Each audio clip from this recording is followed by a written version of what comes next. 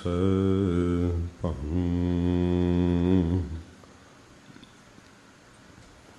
ਗੁਰ ਪ੍ਰਸਾਦ ਜਪ ਆਦ ਸੱਚ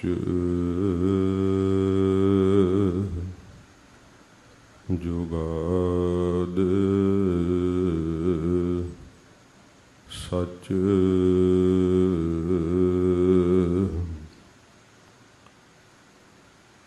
ਹੈ ਭੀ ਸੱਚ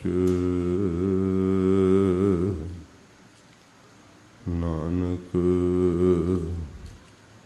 ਹੋਸੀ ਭੀ ਸੱਚ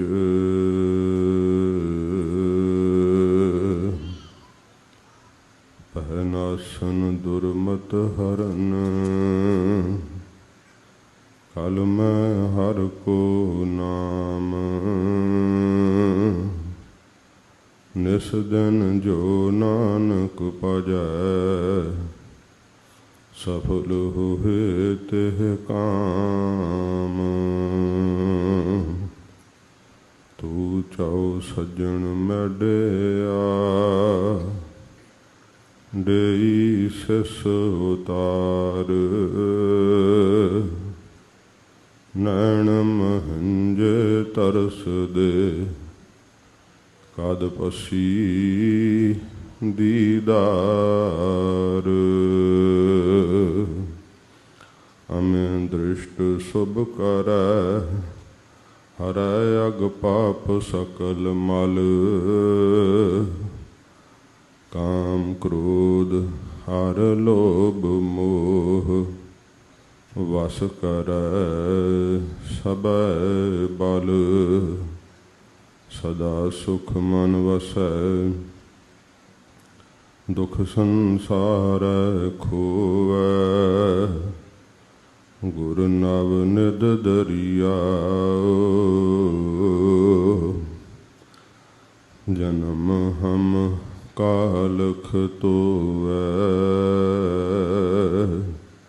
ਸੋ ਕਹੋ ਟਲ ਗੁਰ ਸੇਵੀਐ ਅਹਨਿਸ ਸਹਜ ਸੁਭਾਅ ਦਰਸ਼ਨ ਪਰਸੈ ਗੁਰੂ ਕੈ ਜਨਮ ਮਰਨ ਦੁਖ ਜਾਏ ਦਰਸ਼ਨ ਪਰਸੈ ਗੁਰੂ ਕੈ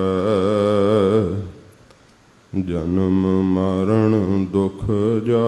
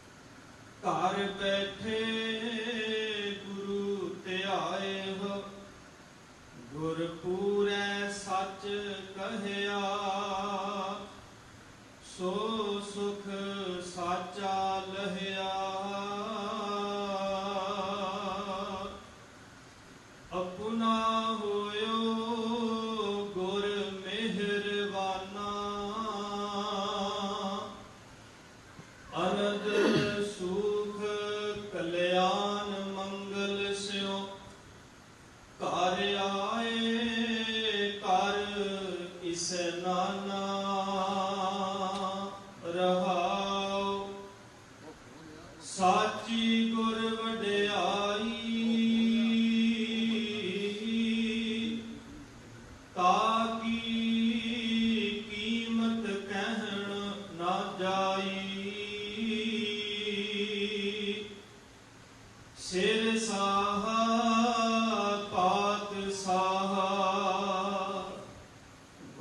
ਭੇਟਤ ਮਨ ਓ ਮਾਹਾ,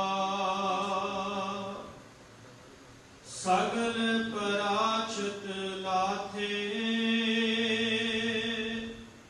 ਮਿਲ ਸਾਧ ਸੰਗਤ ਕੈ ਸਾਥੇ, ਗੁਣ ਨਿਧਾਨ ਹਰ ਨਾਮਾ ਜਪ ਪੂਰਨ ਹੋਏ ਕਾਮਾ, ਗੁਰ ਕੀਨੋ ਮੁਕਤ ਦੁਆਰਾ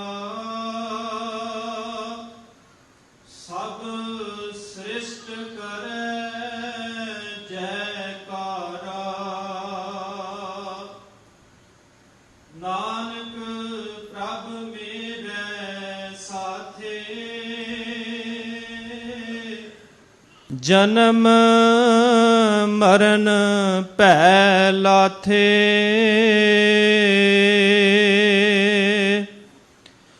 ਗੁਰ ਕੀਨੋ ਮੁਕਤ ਦੁਆਰਾ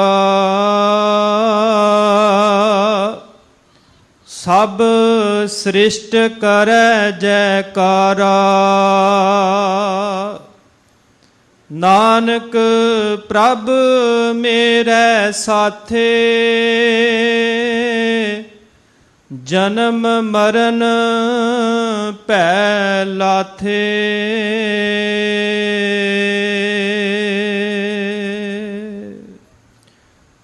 ਵਾਹਿਗੁਰੂ ਜੀ ਕਾ ਖਾਲਸਾ, ਵਾਹਿਗੁਰੂ ਜੀ ਕੀ ਫਤਿਹ। ਦੀਨ ਦਇਆਲ ਸਤਿਗੁਰੂ ਜਾਗਦੀ ਜੋਤ 10 ਪਾਤਸ਼ਾਹੀਆਂ ਦੇ ਆਤਮਕ ਸਵਰੂਪ ਦਇਆ ਦੇ ਸਾਗਰ ਧੰਨ ਸਾਹਿਬ ਸ੍ਰੀ ਗੁਰੂ ਗ੍ਰੰਥ ਸਾਹਿਬ ਜੀ ਮਹਾਰਾਜ ਸਤਿਗੁਰੂ ਜੀ ਦੀ ਪਾਵਨ ਗੋਦ ਅੰਦਰ ਹਫ਼ਤਾਵਾਰੀ ਦੀਵਾਨ ਵਿੱਚ ਆਪ ਜੀ ਸ਼ਰਧਾ ਪਿਆਰ ਨਾਲ ਹਾਜ਼ਰੀ ਭਰ ਰਹੇ ਹੋ। ਸੱਚੇ ਪਾਤਸ਼ਾਹ ਜੀ ਦੀ ਪਵਿੱਤਰ ਬਾਣੀ ਦਾ ਕੀਰਤਨ ਗੁਰੂ ਘਰ ਦੇ ਨਿਯਮ ਮੁਤਾਬਕ ਆਪ ਜੀ ਨੇ ਸਰਵਣ ਕੀਤਾ ਹੈ। ਸ਼੍ਰੀ ਅਕਾਲ ਤਖਤ ਸਾਹਿਬ ਜੀ ਦਾ ਸਿਰਜਣਾ ਦਿਵਸ ਪੂਰਾ ਹਫ਼ਤਾ ਸਤਿਗੁਰੂ ਜੀ ਦੇ ਇਸ ਪਾਵਨ ਅਸਥਾਨ 'ਤੇ ਮਨਾਇਆ ਗਿਆ। ਅੱਜ ਅਖੀਰਲਾ ਦਿਨ ਹੈ। ਧੰਨ ਗੁਰੂ ਹਰਗੋਬਿੰਦ ਸਾਹਿਬ ਸੱਚੇ ਪਾਤਸ਼ਾਹ ਜੀ ਮਹਾਰਾਜ ਜੀ ਦੀ ਲੜੀਵਾਰ ਜੀਵਨ ਦੀ ਕਥਾ ਚੱਲ ਰਹੀ ਸੀ। ਇਤਿਹਾਸ ਦੀ ਕਥਾ ਦੇ ਅੰਦਰ ਜਦੋਂ ਪ੍ਰਸੰਗ ਚੱਲਦਾ ਏ, ਜਿਵੇਂ ਸਾਡੀਆਂ ਅੱਖਾਂ ਦੇ ਸਾਹਮਣੇ ਇਵੇਂ ਅਸੀਂ ਸਤਿਗੁਰੂ ਜੀ ਦਾ ਜੀਵਨ ਦਰਸ਼ਨ ਕਰਦੇ ਹਾਂ। ਉਹ ਆਪਣੇ ਆਪ ਵਿੱਚ ਹੀ ਇੱਕ ਵਿਸਥਾਰ ਹੈ। ਇਸ ਕਰਕੇ ਉਸ ਕਥਾ ਵਿੱਚ ਟੁਕਦੇ ਪ੍ਰਮਾਣ ਤੇ ਦ੍ਰਿਸ਼ਟਾਂਤ ਦੇ ਕਰਕੇ ਸਤਿਗੁਰਾਂ ਜੀ ਵੱਲੋਂ ਚਲਾਈ ਹੋਈ ਪ੍ਰਣਾਲੀ ਮੁਤਾਬਕ ਇੱਕ ਰਸ ਲਗਾਤਾਰ ਕਥਾ ਹੁੰਦੀ ਹੈ। ਭਾਵੇਂ ਕਿ ਸਤਿਗੁਰੂ ਜੀ ਦੀ ਪਵਿੱਤਰ ਬਾਣੀ ਅਤੇ ਮਹਾਰਾਜ ਜੀ ਦਾ ਇਤਿਹਾਸ ਇਹ ਅਨੰਤ ਹੈ। ਜਿਵੇਂ ਪੰਛੀ ਆਕਾਸ਼ ਵਿੱਚ ਉਡਾਰੀਆਂ ਲਾ ਕੇ ਆਕਾਸ਼ ਦੀ ਹਵਾ ਦਾ ਆਨੰਦ ਮਾਣ ਸਕਦਾ ਹੈ, ਪਰ ਆਕਾਸ਼ ਦੀ ਉਚਾਈ ਨੂੰ ਨਹੀਂ ਨਾਪ ਸਕਦਾ। ਮੱਛੀ ਤਾਰੀਆਂ ਲਾ ਕਰਕੇ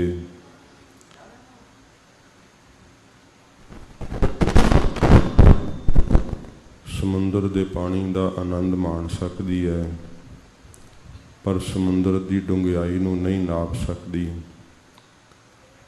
ਸੱਚੇ ਪਾਤਸ਼ਾਹ ਜੀ ਦੇ ਪਾਵਨ ਦਰਬਾਰ ਅੰਦਰ ਆ ਕਰਕੇ ਹਜ਼ੂਰ ਦੀ ਪਵਿੱਤਰ ਬਾਣੀ ਦੀ ਕਥਾ ਸੁਣਨੀ, ਜਿਹੜੀ ਪ੍ਰਣਾਲੀ ਸੱਚੇ ਪਾਤਸ਼ਾਹ ਨੇ ਆਪ ਚਲਾਈ, ਭਾਵੇਂ ਕਿ ਸਮੇਂ ਮੁਤਾਬਕ ਅਨੇਕਾਂ ਪ੍ਰਕਾਰ ਦੇ ਢੰਗਾਂ ਨਾਲ ਪ੍ਰਚਾਰ ਹੁੰਦਾ ਹੈ, ਉਹ ਵੀ ਬਹੁਤ ਜ਼ਰੂਰੀ ਹੈ। ਪਰ ਜੋ ਸੰਪਰਦਾਇ ਪ੍ਰਣਾਲੀ ਹੁੰਦੀ ਹੈ, ਜੋ ਸਾਡੇ ਤਖਤ ਸਾਹਿਬਾਂ 'ਤੇ ਇਹ ਪ੍ਰਣਾਲੀ ਬਾਦਸਤੂਰ ਚੱਲ ਰਹੀ ਹੈ, ਸਤਿਗੁਰੂ ਜੀ ਦੀ ਬਾਣੀ ਦੀ ਕਥਾ ਅਤੇ ਮਹਾਰਾਜ ਦੇ ਪਵਿੱਤਰ ਇਤਿਹਾਸ ਦੀ ਕਥਾ, ਅੱਜ ਦਾ ਵਿਸ਼ੇਸ਼ ਦਿਨ ਮਨਾਇਆ ਜਾ ਰਿਹਾ ਹੈ। ਮੈਂ ਕੁਝ ਬੇਨਤੀ ਕਰਨ ਤੋਂ ਪਹਿਲਾਂ ਇਹ ਆਪ ਜੀ ਦੇ ਚਰਨਾਂ ਵਿੱਚ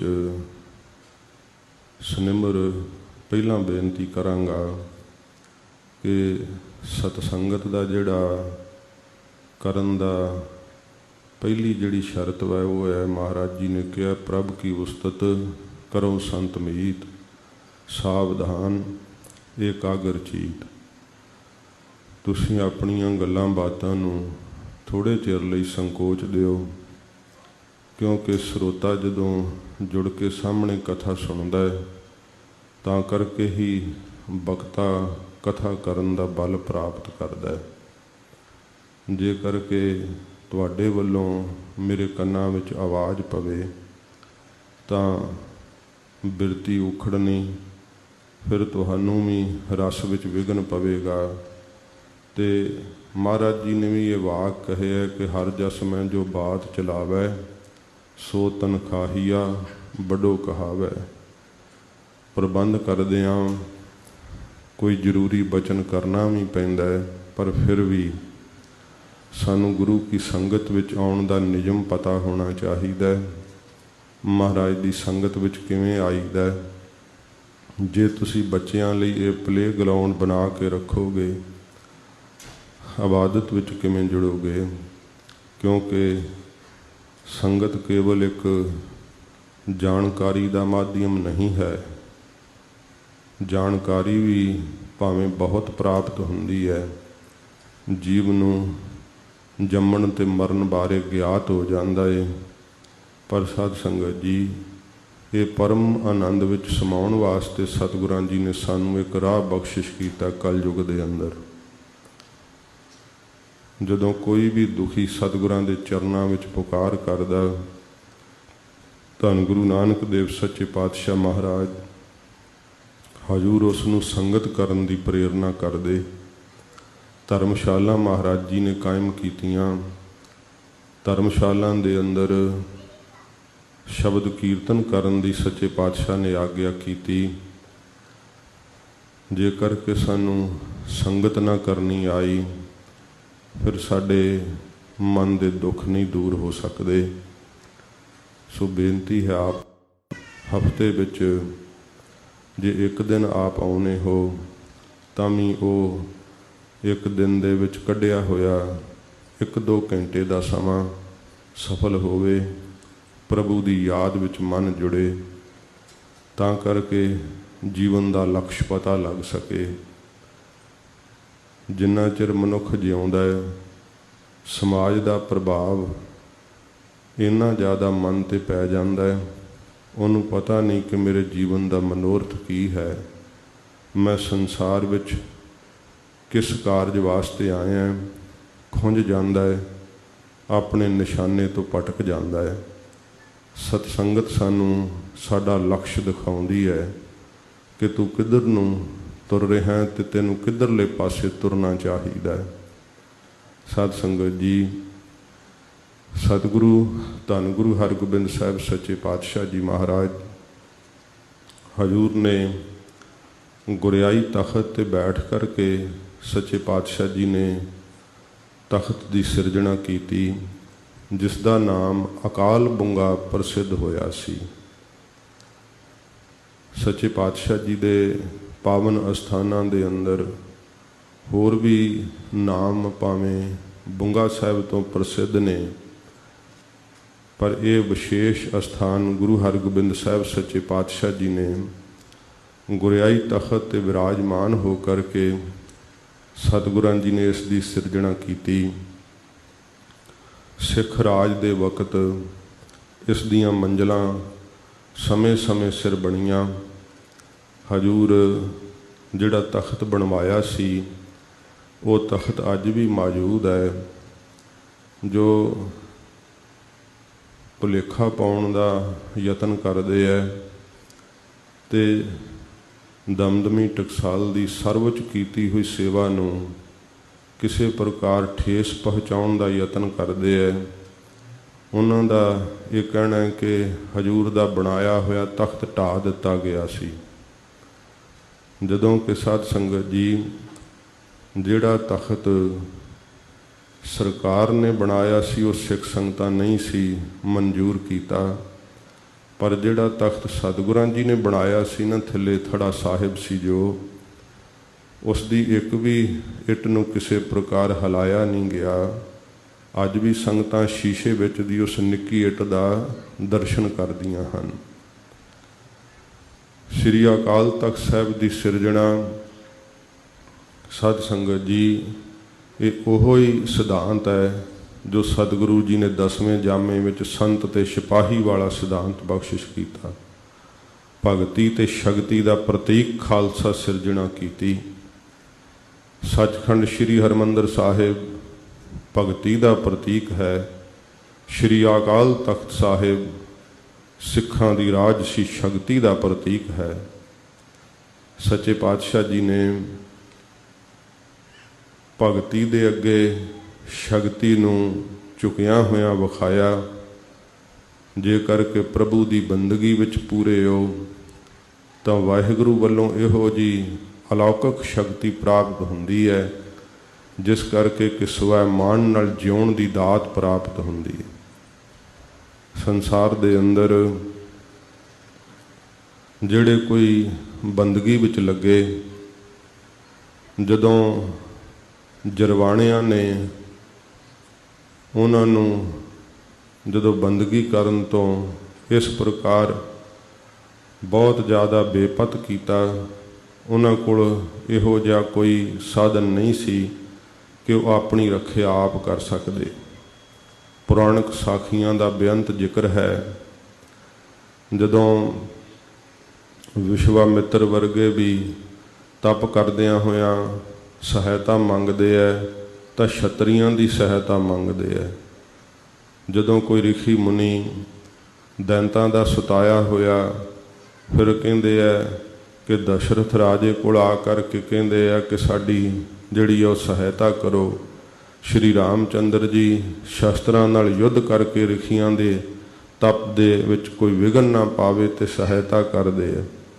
ਮਹਾਰਾਜ ਜੀ ਨੇ ਐਸਾ ਖਾਲਸਾ ਨਹੀਂ ਸਾਜਿਆ ਕਿ ਜਿਹੜਾ ਆਪਣੀ ਬੰਦਗੀ ਦੇ ਬਰਕਰਾਰ ਰੱਖਣ ਵਾਸਤੇ ਕਿਸੇ ਕੋਲੋਂ ਸਹਾਇਤਾ ਮੰਗਣ ਵਾਸਤੇ ਜਾਵੇ ਕਿ ਮੇਰੀ ਬੰਦਗੀ ਵਿੱਚ ਕੋਈ ਵਿਘਨ ਪਾਉਂਦਾ ਤੇ ਤੂੰ ਭਾਈ ਮੇਰੀ ਸਹਾਇਤਾ ਕਰ। ਨਹੀਂ, ਸੱਚੇ ਪਾਤਸ਼ਾਹ ਨੇ ਖਾਲਸਾ ਲੁਕਾਈ ਦੀ ਸਹਾਇਤਾ ਕਰਨ ਲਈ, ਸਮਾਜ ਦੇ ਅੰਦਰ ਨਰੋਵੇ ਗੁਣ ਸਿਰਜਣ ਲਈ ਸੱਚੇ ਪਾਤਸ਼ਾਹ ਜੀ ਮਹਾਰਾਜ ਜੀ ਨੇ ਸਮਰੱਥ ਖਾਲਸਾ ਸਿਰਜਿਆ।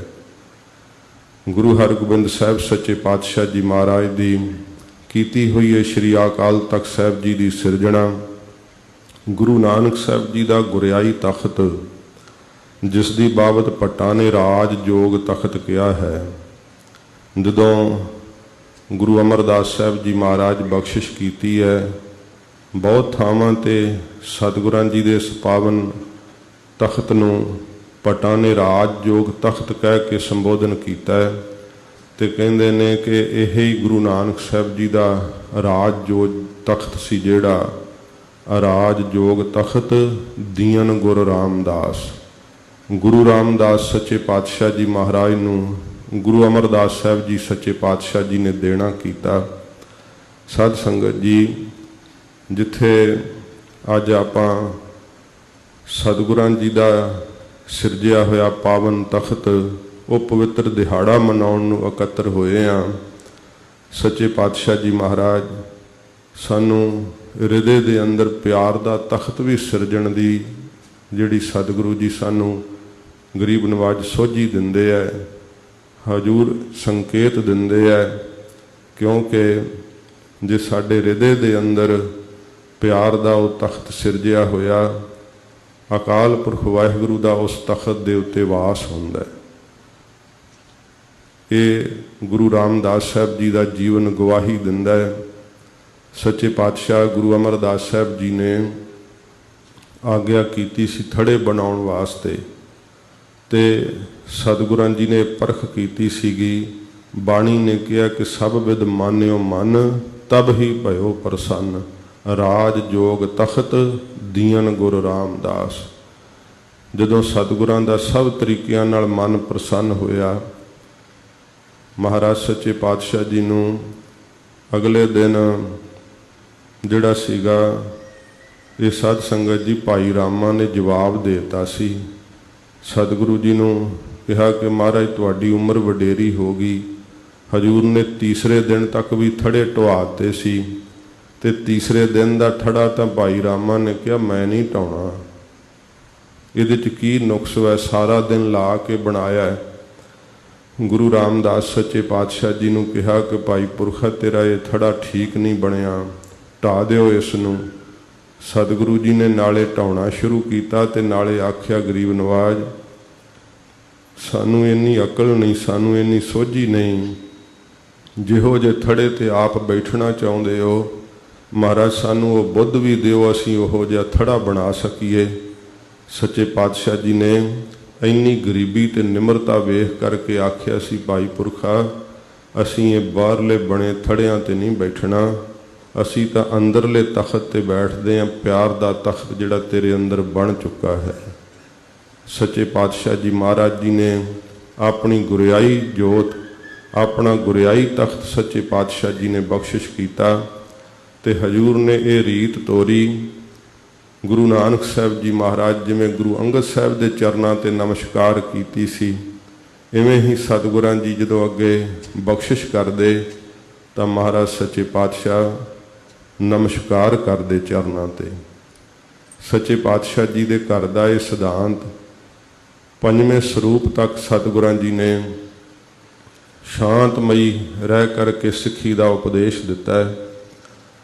ਧੰਨ ਗੁਰੂ ਅਰਜਨ ਦੇਵ ਸੱਚੇ ਪਾਤਸ਼ਾਹ ਜੀ ਮਹਾਰਾਜ ਦੀ ਸ਼ਹਾਦਤ, ਗੁਰੂ ਹਰਗੋਬਿੰਦ ਸਾਹਿਬ ਸੱਚੇ ਪਾਤਸ਼ਾਹ ਦਾ ਗੁਰਿਆਈ ਤਖਤ ਦੇ ਉੱਪਰ ਵਿਰਾਜਣਾ, ਤੇ ਸਤਿਗੁਰਾਂ ਜੀ ਨੇ ਉਸ ਸਮੇਂ ਇਹ ਬਚਨ ਇਤਿਹਾਸ ਨੇ ਵੀ ਜ਼ਿਕਰ ਕੀਤਾ ਹੈ ਕਿ ਗੁਰੂ ਹਰਗੋਬਿੰਦ ਸਾਹਿਬ ਜੀ ਮਹਾਰਾਜ ਗੁਰੂ ਅਰਜਨ ਸਾਹਿਬ ਜੀ ਦੇ ਵਕਤ ਹੀ ਮਹਾਰਾਜ ਘੋੜਿਆਂ ਤੇ ਚੜ੍ਹਿਆ ਕਰਦੇ ਸੀ, ਤੇ ਸਤਿਗੁਰੂ ਜੀ ਸ਼ਸਤਰ ਧਾਰਿਆ ਕਰਦੇ ਸੀ। ਸਿੱਖਾਂ ਨੇ ਗੁਰੂ ਅਰਜਨ ਸਾਹਿਬ ਦੇ ਕੋਲ ਬੇਨਤੀ ਕੀਤੀ ਮਹਾਰਾਜ ਆਪ ਦੇ ਸਾਹਿਬਜ਼ਾਦੇ ਰਾਜਸੀ ਚਿੰਨ੍ਹਾਂ ਨੂੰ ਧਾਰਨ ਕਰਦੇ ਹੈ, ਆਪ ਦਾ ਘਰ ਤਾਂ ਫਕੀਰੀ ਵਾਲਾ ਏ।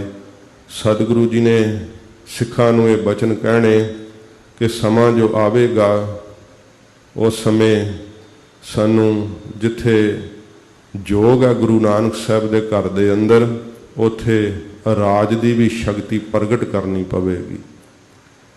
ਸਤਿਗੁਰਾਂ ਜੀ ਨੇ ਜਦੋਂ ਤਖਤ ਸਿਰਜਿਆ, ਤਖਤ ਤੇ ਮਹਾਰਾਜ ਵੀਰ ਆਸਣ ਲਾ ਕਰਕੇ ਬੈਠਦੇ।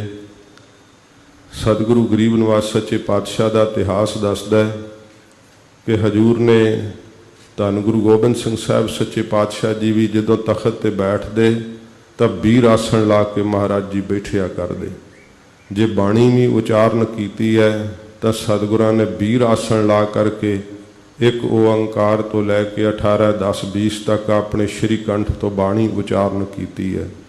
ਜਿੱਥੇ ਭਗਤੀ ਦਾ ਪ੍ਰਸਾਦ ਦੇ ਕਰਕੇ ਸਮਾਜ ਨੂੰ ਨਰੋਆ ਸਿਰਜਿਆ, ਉੱਥੇ ਸੱਚੇ ਪਾਤਸ਼ਾਹ ਨੇ ਸ਼੍ਰੀ ਅਕਾਲ ਤਖਤ ਸਾਹਿਬ ਜੀ ਦੀ ਫਿਰ ਸਿਰਜਣਾ ਕਰਕੇ ਸ਼ਕਤੀ ਬਖਸ਼ ਕੇ ਜਰਵਾਣੇ ਦੇ ਕੋਲੋਂ ਜਿੱਥੇ ਆਪਣੀ ਸਵੈ ਰੱਖਿਆ ਕਰਨੀ, ਉੱਥੇ ਮਜ਼ਲੂਮ ਤੇ ਗਰੀਬ ਦੀ ਰੱਖਿਆ ਵਾਸਤੇ ਸੱਚੇ ਪਾਤਸ਼ਾਹ ਨੇ ਉਪਦੇਸ਼ ਦ੍ਰਿੜ ਕੀਤਾ। ਕਿਉਂਕਿ ਇਸ ਦੇਸ਼ ਦੇ ਅੰਦਰ ਜਿਹੜੇ ਜਰਵਾਣੇ ਸੀ ਨਾ, ਕਾਬਲ ਤੋਂ ਚੜ੍ਹ ਕੇ ਆਉਂਦੇ ਸੀ, ਅਫਗਾਨਿਸਤਾਨ ਤੋਂ ਚੜ੍ਹ ਕੇ ਆਉਂਦੇ ਸੀ, ਤੇ ਹਿੰਦੁਸਤਾਨ ਦੀ ਇੱਜ਼ਤ ਨੂੰ ਰੌਂਗਦੇ ਹੋਏ, ਬਹੂ ਬੇਟੀਆਂ ਨੂੰ ਪਕੜਦੇ ਹੋਏ ਲੁੱਟਦੇ ਹੋਏ ਮਾਰਦੇ ਹੋਏ ਵਾਪਸ ਪਰਤ ਜਾਂਦੇ ਸੀ। ਇਹਨਾਂ ਨੂੰ ਕੋਈ ਰੋਕ ਨਹੀਂ ਸੀ ਸਕਿਆ। ਸੱਚੇ ਪਾਤਸ਼ਾਹ ਜੀ ਮਹਾਰਾਜ ਜੀ ਨੇ ਇਹੋ ਜਿਹਾ ਹਜ਼ੂਰ ਨੇ ਮੁੱਢ ਬੰਨਿਆ, ਆਪਣੇ ਸਿੱਖਾਂ ਨੂੰ ਆਦੇਸ਼ ਦਿੱਤੇ ਕਿ ਸਾਡੇ ਦਰਸ਼ਨ ਕਰਨ ਆਉਣਾ ਹੈ, ਸੋਹਣੇ ਘੋੜੇ ਤੇ ਸੋਹਣੇ ਸ਼ਸਤਰ ਲੈ ਕਰਕੇ ਆਵੋ। ਸੱਚੇ ਪਾਤਸ਼ਾਹ ਜੀ ਮਹਾਰਾਜ ਕੋਈ ਮੋਹਰਾਂ ਚੜਾਉਂਦਾ, ਕੋਈ ਪਸ਼ਮੀਨੇ ਦੇ ਵਸਤਰ ਚੜਾਉਂਦਾ ਤੇ ਮਹਾਰਾਜ ਜੀ ਉਸ ਵੱਲ ਇੰਨਾ ਨਹੀਂ ਪਿਆਰ ਨਾਲ ਤੱਕਦੇ। ਜੇ ਕੋਈ ਘੋੜਾ ਭੇਟ ਕਰਦਾ ਹੈ, ਕੋਈ ਸ਼ਸਤਰ ਭੇਟ ਕਰਦਾ ਹੈ ਤੇ ਸੱਚੇ ਪਾਤਸ਼ਾਹ ਮਹਾਰਾਜ ਉਸ ਉੱਪਰ ਪ੍ਰਸੰਨ ਹੁੰਦੇ। ਬੜਾ ਬੜਾ ਧਨ ਖਰਚ ਕੇ ਸਿੱਖ ਸੰਗਤਾਂ ਮਹਾਰਾਜ ਕੋਲ ਘੋੜੇ ਸ਼ਸਤਰ ਲੈ ਕੇ ਆਉਣ ਲੱਗੀਆਂ। ਵੱਡੀ ਫੌਜ ਸੱਚੇ ਪਾਤਸ਼ਾਹ ਜੀ ਮਹਾਰਾਜ ਤਿਆਰ ਕੀਤੀ। ਜੋ ਤਖਤ ਦੀ ਸਿਰਜਣਾ ਦਾ ਬਾਹਰੀ ਸਰੂਪ ਸੀ ਨਾ, ਜਦੋਂ ਤਖਤ ਸਿਰਜਿਆ ਭਾਈ ਗੁਰਦਾਸ ਤੇ ਬਾਬਾ ਬੁੱਢਾ ਸਾਹਿਬ ਨੂੰ ਲਾ ਕੇ, ਉਸ ਸਮੇਂ ਤਾਂ ਸਾਧ ਸੰਗਤ ਜੀ ਕੋਈ ਇਹ ਰਾਜਸੀ ਚਿੰਨ੍ਹ ਪ੍ਰਗਟ ਨਹੀਂ ਸੀ ਹੋ ਰਿਹਾ। ਤੇ ਸਤਿਗੁਰਾਂ ਦਾ ਤਖਤ ਤੇ ਬੈਠ ਕੇ ਚੰਦੂ ਦੀ ਨੱਕ ਵਿੱਚ ਨੱਥ ਪਾਉਣ ਦਾ ਬਚਨ ਕਹਿਣਾ, ਫਿਰ ਸਭ ਦੇ ਮਨ ਦੇ ਅੰਦਰ ਜਿਹੜਾ ਭੈ ਉੱਠਿਆ, ਮਸੰਦਾਂ ਦਾ ਦਿਲ ਦਹਿਲ ਗਿਆ। ਸਤਿਗੁਰੂ ਜੀ ਨੇ ਮਾਤਾ ਜੀ ਦੇ ਪੁੱਛਣ ਤੋਂ ਕਿਹਾ ਸੀ ਸਮਾਂ ਆਵੇਗਾ, ਐਡੀ ਵੱਡੀ ਤਾਕਤ ਗੁਰੂ ਨਾਨਕ ਸਾਹਿਬ ਬਖਸ਼ਿਸ਼ ਕਰਨਗੇ ਕਿ ਮੁਗਲਿਆ ਸਲਤਨਤ ਗੁਰੂ ਨਾਨਕ ਸਾਹਿਬ ਦੇ ਤਖਤ ਦੇ ਅੱਗੇ ਝੁਕ ਜਾਵੇਗੀ। ਰਾਜਿਆਂ ਦੇ ਵੀ ਤਖਤ ਹੋਇਆ ਕਰਦੇ ਐ, ਪਰ ਉਹ ਤਖਤ ਉਹਨਾਂ ਚਿਰ ਤੱਕ ਰਹਿੰਦੇ ਐ ਜਿੰਨਾ ਚਿਰ ਤੱਕ ਉਹਨਾਂ ਦਾ ਸਰੀਰ ਕਾਇਮ ਰਹਿੰਦਾ, ਜਾਂ ਸੀਨੇ ਬਸੀਨੇ ਚੱਲਦੀ ਉਹਨਾਂ ਦੀ ਰਾਜ ਗੱਦੀ। ਉਹਨਾਂ ਦੇ ਜਦੋਂ ਵੰਸੀ ਮੁੱਕ ਜਾਂਦੀ ਹੈ ਉਦੋਂ ਉਹ ਰਾਜ ਗੱਦੀ ਵੀ ਨਾਲ ਹੀ ਸਮਾਪਤ ਹੋ ਜਾਂਦੀ ਹੈ। ਜਦੋਂ 12 ਮਿਸਲਾਂ ਦੇ ਜਰਨੈਲਾਂ ਨੇ ਦਿੱਲੀ ਨੂੰ ਫਤਿਹ ਕੀਤਾ ਸੀ, ਦਿੱਲੀ ਜਿੱਤ ਕਰਕੇ ਸਰਦਾਰ ਜੱਸਾ ਸਿੰਘ ਰਾਮਗੜੀਏ ਦਾ ਬੁੰਗਾ ਏ, ਜੋ ਬੁੰਗੇ ਸਾਹਿਬ ਆਪ ਦਰਸ਼ਨ ਕਰਦੇ ਹੋ ਨਾ ਸੱਚਖੰਡ ਸ੍ਰੀ ਹਰਿਮੰਦਰ ਸਾਹਿਬ ਜੀ ਦੀ ਪਰਿਕਰਮਾ ਦੇ ਅੰਦਰ। ਸਾਧ ਸੰਗਤ ਜੀ, ਜੇ ਲੰਗਰ ਵਾਲੇ ਪਾਸਿਓਂ ਦੀ ਤੁਸੀਂ ਉਹਨਾਂ ਬੁੰਗਿਆਂ ਦੇ ਦਰਸ਼ਨ ਕਰਨ ਲਈ ਪੁੱਜੋ ਤਾਂ ਉੱਥੇ ਇੱਕ ਥੜਾ ਬਣਿਆ ਹੋਇਆ, ਉਹ ਸੰਗਮਰਮਰ ਦਾ ਥੜਾ ਸੱਚਖੰਡ ਸ੍ਰੀ ਹਰਿਮੰਦਰ ਸਾਹਿਬ ਵੱਲ ਨੂੰ ਝੁਕਾ ਕੇ ਉਸ ਥੜੇ ਨੂੰ ਉੱਥੇ ਸਥਾਪਿਤ ਕੀਤਾ ਹੋਇਆ ਤੇ ਉਹਦੇ ਉੱਤੇ ਲਿਖੇ ਹੋਏ ਅੱਖਰ ਪੜ੍ਹਨ ਦਾ ਯਤਨ ਕਰਨਾ। ਲਿਖਿਆ ਹੋਇਆ ਕਿ ਇਹ ਉਹ ਥੜਾ ਹੈ, ਉਹ ਤਖਤ ਹੈ ਜਿਸ ਤਖਤ ਤੇ ਬੈਠ ਕੇ ਨੌਰੰਗੇ ਨੇ ਧੰਨ ਗੁਰੂ ਤੇਗ ਬਹਾਦਰ ਸੱਚੇ ਪਾਤਸ਼ਾਹ ਜੀ ਦੀ ਸ਼ਹਾਦਤ ਦਾ ਫਤਵਾ ਦਿੱਤਾ ਸੀ।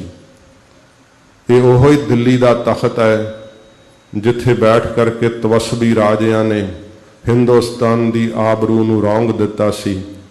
ਖਾਲਸੇ ਨੇ ਉਹ ਤਖਤ ਸੰਗਲ ਮਾਰ ਕੇ ਧੂ ਕੇ ਅੰਮ੍ਰਿਤਸਰ ਸਾਹਿਬ ਲਿਆਂਦਾ ਤੇ ਉਹ ਰਹਿੰਦੀ ਦੁਨੀਆ ਤੱਕ ਪ੍ਰਤੀਕ ਹੈ ਕਿ ਉਹ ਦੁਨਿਆਵੀ ਤਖਤ ਸੱਚਖੰਡ ਸ੍ਰੀ ਹਰਿਮੰਦਰ ਸਾਹਿਬ ਦੇ ਅੱਗੇ, ਸ੍ਰੀ ਅਕਾਲ ਤਖਤ ਸਾਹਿਬ ਦੇ ਅੱਗੇ ਝੁਕੇ ਹੋਏ ਦਿਖਾਏ ਤੇ ਉਹ ਸਦਾ ਸਾਧ ਸੰਗਤ ਜੀ ਝੁਕਿਆ ਹੋਇਆ ਤੁਸੀਂ ਵੇਖੋਗੇ। ਜਦੋਂ ਵੀ ਦਰਸ਼ਨ ਕਰਨ ਜਾਓ ਤਾਂ ਉਸ ਤਖਤ ਨੂੰ ਜ਼ਰੂਰ ਜਾ ਕਰਕੇ ਵੇਖਿਓ। ਸਤਿਗੁਰੂ ਗਰੀਬ ਨਿਵਾਜ ਸੱਚੇ ਪਾਤਸ਼ਾਹ ਜੀ ਨੇ ਜੋ ਇਹ ਸਿਧਾਂਤ ਦਿੱਤਾ, ਸਮਾਂ ਆਪਣੀ ਚਾਲ ਨਾਲ ਚੱਲਦਾ ਗਿਆ। 10ਵੇਂ ਪਾਤਸ਼ਾਹ ਧੰਨ ਗੁਰੂ ਗੋਬਿੰਦ ਸਿੰਘ ਸਾਹਿਬ ਸਤਿਗੁਰਾਂ ਜੀ ਨੇ ਗੁਰਿਆਈ ਤਖਤ ਸ੍ਰੀ ਗੁਰੂ ਗ੍ਰੰਥ ਸਾਹਿਬ ਸੱਚੇ ਪਾਤਸ਼ਾਹ ਜੀ ਨੂੰ ਬਖਸ਼ਿਆ। 5 ਪਿਆਰੇ ਤਾਬਿਆ ਖੜੇ ਕੀਤੇ। 5 ਪਿਆਰਿਆਂ ਨੂੰ ਤਾਬਿਆ ਖੜੇ ਕਰਨ ਦਾ ਸਾਧ ਸੰਗਤ ਜੀ ਵੱਡਾ ਸਤਿਗੁਰਾਂ ਜੀ ਦਾ ਉਦੇਸ਼ ਹੈ।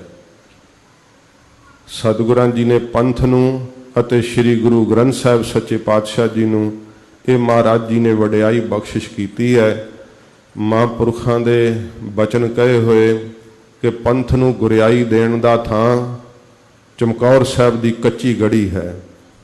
ਤੇ ਜਦੋਂ ਸ੍ਰੀ ਗੁਰੂ ਗ੍ਰੰਥ ਸਾਹਿਬ ਸੱਚੇ ਪਾਤਸ਼ਾਹ ਜੀ ਨੂੰ ਮਹਾਰਾਜ ਜੀ ਨੇ ਗੁਰਿਆਈ ਸੌਂਪੀ ਹੈ, ਬਖਸ਼ਿਸ਼ ਕੀਤੀ ਹੈ, ਨਾਂਦੇੜ ਸਾਹਿਬ ਦੀ ਪਾਵਨ ਧਰਤੀ ਤੇ ਸੱਚੇ ਪਾਤਸ਼ਾਹ ਨੇ ਉਸ ਸਮੇਂ 5 ਪਰਿਕਰਮਾ ਦੀ ਮਰਿਆਦਾ ਮਹਾਰਾਜ ਜੀ ਨੇ ਚਲਾਈ ਹੈ।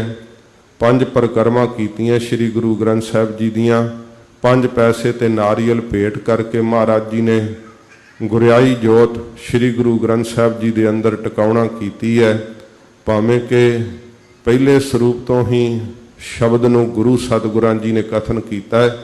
ਪਰ ਜਿਹੜੀ ਸੰਸਾਰਕ ਰੀਤੀ ਸੀ ਜੋ ਆਦਿ ਗੁਰੂ ਨਾਨਕ ਸਾਹਿਬ ਸੱਚੇ ਪਾਤਸ਼ਾਹ ਤੋਂ ਚਲੀ ਆ ਰਹੀ ਸੀ, ਉਸ ਮਰਿਆਦਾ ਨੂੰ ਪੂਰੀਆਂ ਕਰਦਿਆਂ ਸੱਚੇ ਪਾਤਸ਼ਾਹ ਨੇ ਸ੍ਰੀ ਗੁਰੂ ਗ੍ਰੰਥ ਸਾਹਿਬ ਸੱਚੇ ਪਾਤਸ਼ਾਹ ਦੇ ਅੰਦਰ ਆਪਣੀ ਜੋਤ ਟਿਕਾਈ ਅਤੇ ਪੰਥ ਨੂੰ ਆਪਣਾ ਸਰੀਰ ਸਤਿਗੁਰਾਂ ਜੀ ਨੇ ਕਿਹਾ। ਸੱਚੇ ਪਾਤਸ਼ਾਹ ਜੀ ਮਹਾਰਾਜ ਜੀ ਦੇ ਖਾਲਸੇ ਨੇ ਹਜ਼ੂਰ ਦੇ ਦਿੱਤੇ ਹੋਏ ਅਸੂਲਾਂ ਨੂੰ ਕਿਵੇਂ ਕਮਾਇਆ ਤੇ ਕਾਇਮ ਰੱਖਿਆ। ਆਪਣੇ ਸਰੀਰਾਂ ਦੀਆਂ ਆਹੂਤੀਆਂ ਦੇ ਦਿੱਤੀਆਂ, ਪਰ ਸੱਚੇ ਪਾਤਸ਼ਾਹ ਦੇ ਸਿਧਾਂਤ ਨੂੰ ਕਦੇ ਠੇਸ ਨਾ ਲੱਗਣ ਦਿੱਤੀ। ਉਦੋਂ ਸਾਡੀ ਸੰਸਾਰ ਦੇ ਸਾਹਮਣੇ ਅਧੋਗਤੀ ਹੋਈ ਜਦੋਂ ਅਸੀਂ ਆਪਣੇ ਸਰੀਰਾਂ ਨੂੰ ਪਿਆਰ ਕੀਤਾ, ਸਤਿਗੁਰਾਂ ਦੇ ਟੁੱਟਦਿਆਂ ਹੋਇਆਂ ਸਿਧਾਂਤਾਂ ਨੂੰ ਆਪਣੇ ਮਨ ਨਾਲ ਸਮਝੌਤਾ ਕਰਕੇ ਵੇਖ ਲਿਆ। ਜਦੋਂ ਸੰਸਾਰ ਦੇ ਅੰਦਰ ਮਨੁੱਖ ਜੀਵਨ ਜਿਉਂਦਾ ਹੈ, ਜੇ ਉਹਦੇ ਦਿੱਤੇ ਹੋਏ ਰਹਿਬਰ ਦੇ ਅਸੂਲ ਟੁੱਟਦੇ ਹੋਣ, ਉਹਦੇ ਗੁਰੂ ਦਾ ਦਿੱਤਾ ਹੋਇਆ ਸਿਧਾਂਤ ਟੁੱਟਦਾ ਹੋਵੇ, ਤੇ ਉਹ ਮਨੁੱਖ ਦਾ ਜਿਉਣਾ ਜਿਹੜਾ ਉਹ ਮਰਨ ਨਾਲੋਂ ਬੱਤਰ ਹੋ ਜਾਂਦਾ ਹੈ। ਇਹੀ ਸ਼੍ਰੀ ਅਕਾਲ ਤਖਤ ਸਾਹਿਬ, ਜਿੱਥੇ ਕਦੇ ਫਿਰ ਜਥੇਦਾਰ ਬਾਬਾ ਨੈਣਾ ਸਿੰਘ ਸਾਹਿਬ ਨੇ ਅਕਾਲ ਤਖਤ ਸਾਹਿਬ ਜੀ ਦੀ ਜਥੇਦਾਰੀ ਦੀ ਸੇਵਾ ਕੀਤੀ। ਮੈਂ ਸ਼ੁਰੂ ਤੋਂ ਲੈ ਕਰਕੇ ਜੇ ਪੂਰਾ ਵਿਸਥਾਰ ਨਾਲ ਦੱਸਾਂ ਤਾਂ ਬਹੁਤ ਸਮਾਂ ਲੱਗੇਗਾ। ਭਾਈ ਗੁਰਦਾਸ ਸਾਹਿਬ ਜੀ ਨੂੰ ਇਹ ਸਤਿਗੁਰਾਂ ਜੀ ਨੇ ਮਾਣ ਬਖਸ਼ਿਸ਼ ਕੀਤਾ ਸੀ, ਕਿਉਂਕਿ ਕਈ ਸਿੱਖ ਸੰਗਤਾਂ ਵਿੱਚ ਭੁਲੇਖਾ ਪਾਉਣ ਦਾ ਯਤਨ ਕਰਦੇ ਆ ਜੀ ਇਹਨਾਂ ਨੇ ਇਹ ਸੰਗਤਾਂ ਉੱਤੇ ਆਪਣਾ ਹੁਕਮ ਚਲਾਉਣ ਲਈ ਅਕਾਲ ਤਖਤ ਸਾਹਿਬ ਦੀ ਇਹ ਹਕੂਮਤ ਦਾ ਬਹਾਨਾ ਬਣਾਇਆ ਹੋਇਆ। ਨਹੀਂ, ਪੰਥ ਆਦਿ ਸਮੇਂ ਤੋਂ ਹੀ ਸ਼੍ਰੀ ਅਕਾਲ ਤਖਤ ਸਾਹਿਬ ਜੀ ਦੀ ਤਾਬਿਆ ਬੜੇ ਬੜੇ ਗੁਰਮਤੇ ਸੋਧਦਾ ਰਿਹਾ ਤੇ ਅਰਦਾਸਾਂ ਕਰਕੇ ਸ਼੍ਰੀ ਅਕਾਲ ਤਖਤ ਸਾਹਿਬ ਦੇ ਉੱਪਰ ਜਦੋਂ ਸਿੰਘ ਚੱਲਦੇ ਰਹੇ ਹੈ, ਫਤਿਹ ਯਾਬੀਆਂ ਉਹਨਾਂ ਦੇ ਚਰਨਾਂ ਨੂੰ ਚੁੰਮਦੀਆਂ ਰਹੀਆਂ ਨੇ। ਸੱਚੇ ਪਾਤਸ਼ਾਹ ਮਹਾਰਾਜ ਇਹੋ ਜੀ ਬਖਸ਼ਿਸ਼ ਰਹਿਮਤ ਕਰਦੇ ਸੀ ਕਿ ਜਿੱਤ ਖਾਲਸੇ ਨੂੰ ਜਿਹੜੀ ਸੀ ਸਦਾ ਨਸੀਬ ਹੁੰਦੀ ਸੀ। ਕਦੇ ਗੁਰੂ ਕੇ ਖਾਲਸੇ ਨੇ ਹਾਰ ਦਾ ਜਿਹੜਾ ਸਵਾਦ ਸੀ ਨਹੀਂ ਸੀ ਚੱਖਿਆ। ਇਹ ਸਤਿਗੁਰਾਂ ਦੀ ਬਖਸ਼ਿਸ਼ ਰਹਿਮਤ ਸੀਗੀ, ਕਿਉਂਕਿ ਮਹਾਰਾਜ ਸੱਚੇ ਪਾਤਸ਼ਾਹ ਦੇ ਦਿੱਤੇ ਹੋਏ ਉਪਦੇਸ਼ ਦੇ ਮੁਤਾਬਕ ਗੁਰੂ ਕਾ ਖਾਲਸਾ ਜਰ ਜੋਰੂ ਤੇ ਜ਼ਮੀਨ ਵਾਸਤੇ ਨਹੀਂ ਸੀ ਲੜਦਾ, ਪਰ ਉਪਕਾਰ ਵਾਸਤੇ, ਧਰਮ ਦੀ ਰੱਖਿਆ ਵਾਸਤੇ ਗੁਰੂ ਕੇ ਖਾਲਸੇ ਯੁੱਧ ਕਰਦੇ ਸੀ। ਕਦੇ ਫਿਰ ਉਹ ਵਕਤ ਆਇਆ ਜਦੋਂ ਦੇਸ਼ ਦੀ ਧਰਤੀ ਤੇ ਖਾਲਸਾ ਰਾਜ ਸਥਾਪਿਤ ਹੋਇਆ। ਜਿਹੜਾ ਉਹ ਤਖਤ ਹੈ ਨਾ, ਜਿਹੜਾ ਸੋਨੇ ਦਾ ਤਖਤ, ਇੰਗਲੈਂਡ ਦੇ ਮਿਊਜ਼ੀਅਮ ਦੇ ਅੰਦਰ ਪਿਆ ਹੋਇਆ ਸੋਨੇ ਦਾ ਤਖਤ, ਜਿਸ ਦੇ ਉੱਤੇ ਸ਼ੇਰੇ ਪੰਜਾਬ ਮਹਾਰਾਜਾ ਰਣਜੀਤ ਸਿੰਘ ਸਾਹਿਬ ਬੈਠਿਆ ਕਰਦੇ ਸੀ ਤੇ ਸੱਜੇ ਡੌਲੇ ਦੇ ਅੰਦਰ ਕੋਹੇ-ਨੂਰ ਹੀਰਾ ਬੱਝਿਆ ਹੁੰਦਾ ਸੀ। ਜਦੋਂ ਆਪ ਲਾਹੌਰ ਕਿਤੇ ਜਾਓ ਸ਼ਾਹੀ ਕਿਲੇ ਦੇ ਅੰਦਰ, ਉੱਥੇ ਬਣਿਆ ਹੋਇਆ ਉਹ ਥੜਾ ਅੱਜ ਵੀ ਮੌਜੂਦ ਹੈ, ਜਿੱਥੇ ਸ਼ੇਰੇ ਪੰਜਾਬ ਜੀ ਆਪਣੇ ਅਮੀਰਾਂ ਵਜ਼ੀਰਾਂ ਦੇ ਸਮੇਤ ਰਿਆਇਆ ਦੀਆਂ ਫਰਿਆਦਾਂ ਸੁਣਿਆ ਕਰਦੇ ਤੇ ਦਰਬਾਰ ਲੱਗਿਆ ਕਰਦਾ ਸੀ। ਉਸ ਤਖਤ ਦਾ ਉਪਜਣਾ, ਉਸ ਤਖਤ ਦੀ ਸਿਰਜਣਾ ਸ਼੍ਰੀ ਅਕਾਲ ਤਖਤ ਸਾਹਿਬ ਦੇ ਸਿਧਾਂਤ ਵਿੱਚੋਂ ਹੋਈ ਹੈ। ਜੇ ਸ਼੍ਰੀ ਅਕਾਲ ਤਖਤ ਸਾਹਿਬ ਦੀ ਸਿਰਜਣਾ ਨਾ ਹੁੰਦੀ, ਸੰਗਤ ਵਿੱਚ ਆ ਕੇ ਜੇ ਸਾਹਮਣੇ ਆ ਕੇ ਸੌਈਏ ਨਾ ਤੇ ਝੋਕਾ ਮਾਰੀਏ, ਫਿਰ ਸਾਧ ਸੰਗਤ ਜੀ ਮਾਫ ਕਰਨਾ, ਮੇਰੀ ਮਜਬੂਰੀ ਆ, ਆਪ ਸਾਵਧਾਨ ਹੋ ਕੇ ਕਥਾ ਸੁਣੋ। ਹੁੰਦੀ ਹੈ ਜੇ ਮੇਰੇ ਵੱਲ ਤੱਕੋ ਨਾ ਤੇ ਮੇਰਾ ਸਰੀਰ ਆਗਿਆ ਨਹੀਂ ਦਿੰਦਾ ਵਿਚਰਨ ਵਾਸਤੇ, ਸਰੀਰ ਦੀ ਕਮਜ਼ੋਰੀ ਹੈ, ਪਰ ਬੇਨਤੀ ਹੈ ਥੋੜਾ ਹੀ ਸਮਾਂ ਸਾਵਧਾਨਤਾ ਨਾਲ ਆਪਾਂ ਬੈਠੀਏ, ਕਿਉਂਕਿ ਪ੍ਰਤੀਤ ਹੁੰਦਾ ਬਖਤੇ ਨੂੰ ਕਿ ਸ਼ਾਇਦ ਸੁਣਨ ਦਾ ਇਹਨੂੰ ਕੋਈ ਰਸ ਨਹੀਂ, ਕੋਈ ਚਾਹ ਨਹੀਂ ਹੈ। ਜਦੋਂ ਸਾਡਾ ਮਨ ਗਿਆਤ ਹੋ ਜਾਂਦਾ ਹੈ, ਪਤਾ ਨਹੀਂ ਉਸ ਨੂੰ ਕਿਸ ਦੇਸ਼ ਵਿੱਚ ਗਾਫਲਤਾਈ ਵਿੱਚ ਚਲਿਆ ਜਾਂਦਾ ਹੈ, ਉਦੋਂ ਸਰੀਰ ਦੇ ਉੱਤੇ ਵੀ ਆਲਸ ਆ ਜਾਂਦਾ ਹੈ। ਜਦੋਂ ਪ੍ਰਭੂ ਯਾਦ ਵਿੱਚ ਜੁੜੇ ਹੋਈਏ ਨਾ, ਉਦੋਂ ਚਿਹਰੇ ਦੇ ਉੱਤੇ ਇੱਕ ਰਵਾਨਗੀ ਹੁੰਦੀ ਹੈ, ਇੱਕ ਉਤਸ਼ਾਹ ਹੁੰਦਾ ਹੈ। ਸੰਗਤ ਕਰਦਿਆਂ ਹੋਇਆਂ ਮਨ ਮਲੀਨ ਹੋਵੇ ਤੇ ਚਿਹਰਾ ਮੁਰਝਾਇਆ ਹੋਵੇ, ਉਹਨੂੰ ਸ਼ਬਦ ਦਾ ਰਸ ਨਹੀਂ ਆ ਰਿਹਾ। ਸੰਗਤ ਦੇ ਅੰਦਰ, ਮਨ ਦੇ ਅੰਦਰ ਉਤਸ਼ਾਹ ਤੇ ਚਾਹ ਹੁੰਦਾ, ਕਿਉਂਕਿ ਮਹਾਰਾਜ ਕਿਹਾ ਨਾਨਕ ਭਗਤਾਂ ਸਦਾ ਵਿਗਾਸ। ਜੇ ਸੰਗਤ ਕਰਨ ਨਾਲ ਵਿਗਾਸ ਨਾ ਆਇਆ ਤੇ ਸੰਸਾਰ ਵਿੱਚ ਕੋਈ ਥਾਂ ਨਹੀਂ ਜਿੱਥੇ ਤੈਨੂੰ ਵਿਗਾਸ ਮਿਲਣਾ, ਖੇੜਾ ਮਿਲਣਾ। ਸਭ ਥਾਵਾਂ ਤੇ ਝੋਰੇ ਹੀ ਝੋਰੇ ਹੈ। ਗਰੀਬ ਨਿਵਾਜ ਸੱਚੇ ਪਾਤਸ਼ਾਹ ਸ੍ਰੀ ਅਕਾਲ ਤਖਤ ਸਾਹਿਬ ਦੀ ਸਿਰਜਣਾ ਨਾ ਕਰਦੇ ਤਾਂ ਸਾਧ ਸੰਗਤ ਜੀ ਸੰਸਾਰ ਦੇ ਸਾਹਮਣੇ ਮਹਾਰਾਜ ਦੀ ਸਾਜੀ ਹੋਈ ਕੌਮ ਦੀ ਰਾਜਸੀ ਸੱਤਾ ਸੰਸਾਰ ਦੇ ਸਾਹਮਣੇ ਨਾ ਆਉਂਦੀ।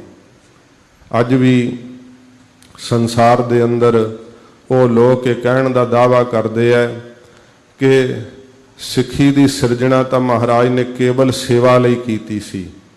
ਮਹਾਰਾਜ ਸੱਚੇ ਪਾਤਸ਼ਾਹ ਨੇ ਸਿੱਖੀ ਦੀ ਸਿਰਜਣਾ ਗੁਰੂ ਨਾਨਕ ਸਾਹਿਬ ਜੀ ਨੇ ਲੁਕਾਈ ਦੇ ਭਲੇ ਲਈ ਕੀਤੀ ਹੈ। ਸੰਸਾਰ ਨੂੰ ਇੱਕ ਨਰੋਆ ਬਣਾਉਣ ਵਾਸਤੇ ਤੇ ਜੀਵ ਨੂੰ ਮੁਕਤੀ ਦਾ ਪ੍ਰਸਾਦ ਪ੍ਰਾਪਤ ਕਰਨ ਲਈ ਸਿੱਖੀ ਦੀ ਦਾਤ ਦਿੱਤੀ ਹੈ। ਪਰ ਸੱਚੇ ਪਾਤਸ਼ਾਹ ਨੇ ਸਿੱਖੀ ਇਸ ਕਰਕੇ ਵੀ ਸਿਰਜੀ ਹੈ ਕਿ ਜਿੱਲਤ ਦੀ ਜ਼ਿੰਦਗੀ ਜਿਉਣ ਨਾਲੋਂ ਮਰਨ ਨੂੰ ਤਰਜੀਹ ਦੇਣ ਵਾਸਤੇ ਸਤਿਗੁਰਾਂ ਕਿਹਾ ਸਿੱਖਾ ਸਾਡੇ ਇਸ ਮਾਰਗ ਤੇ ਚੱਲਣਾ। ਜਿਵੇਂ ਕਈਆਂ ਦਾ ਖਿਆਲ ਹੁੰਦਾ, ਮੈਂ ਕਈ ਵਾਰੀ ਜ਼ਿਕਰ ਵੀ ਕੀਤਾ ਕਿ ਗੁਰੂ ਨਾਨਕ ਸਾਹਿਬ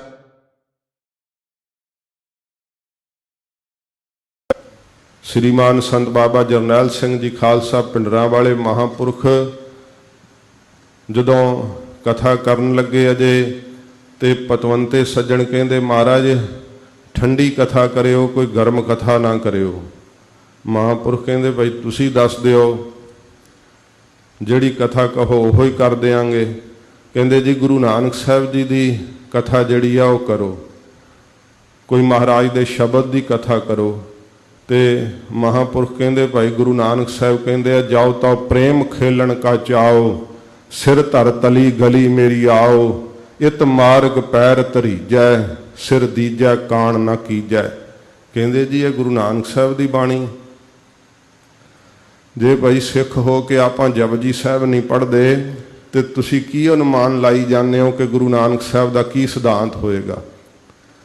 ਧੰਨ ਗੁਰੂ ਨਾਨਕ ਦੇਵ ਸੱਚੇ ਪਾਤਸ਼ਾਹ ਮਹਾਰਾਜ ਉਸ ਵਕਤ ਵਿੱਚ ਮਹਾਰਾਜ ਦਾ ਅਵਤਾਰ ਹੋਇਆ ਜਦੋਂ ਇਸਲਾਮ ਦਾ ਬੋਲਬਾਲਾ ਸੀ ਤੇ ਉਸ ਰਾਜ ਦੇ ਵਿੱਚ ਸਰੇਆਮ ਸਿਰ ਕਤਲ ਕਰ ਦਿੱਤਾ ਜਾਂਦਾ ਸੀ, ਸਿਰ ਵੱਢ ਦਿੱਤਾ ਜਾਂਦਾ ਸੀ।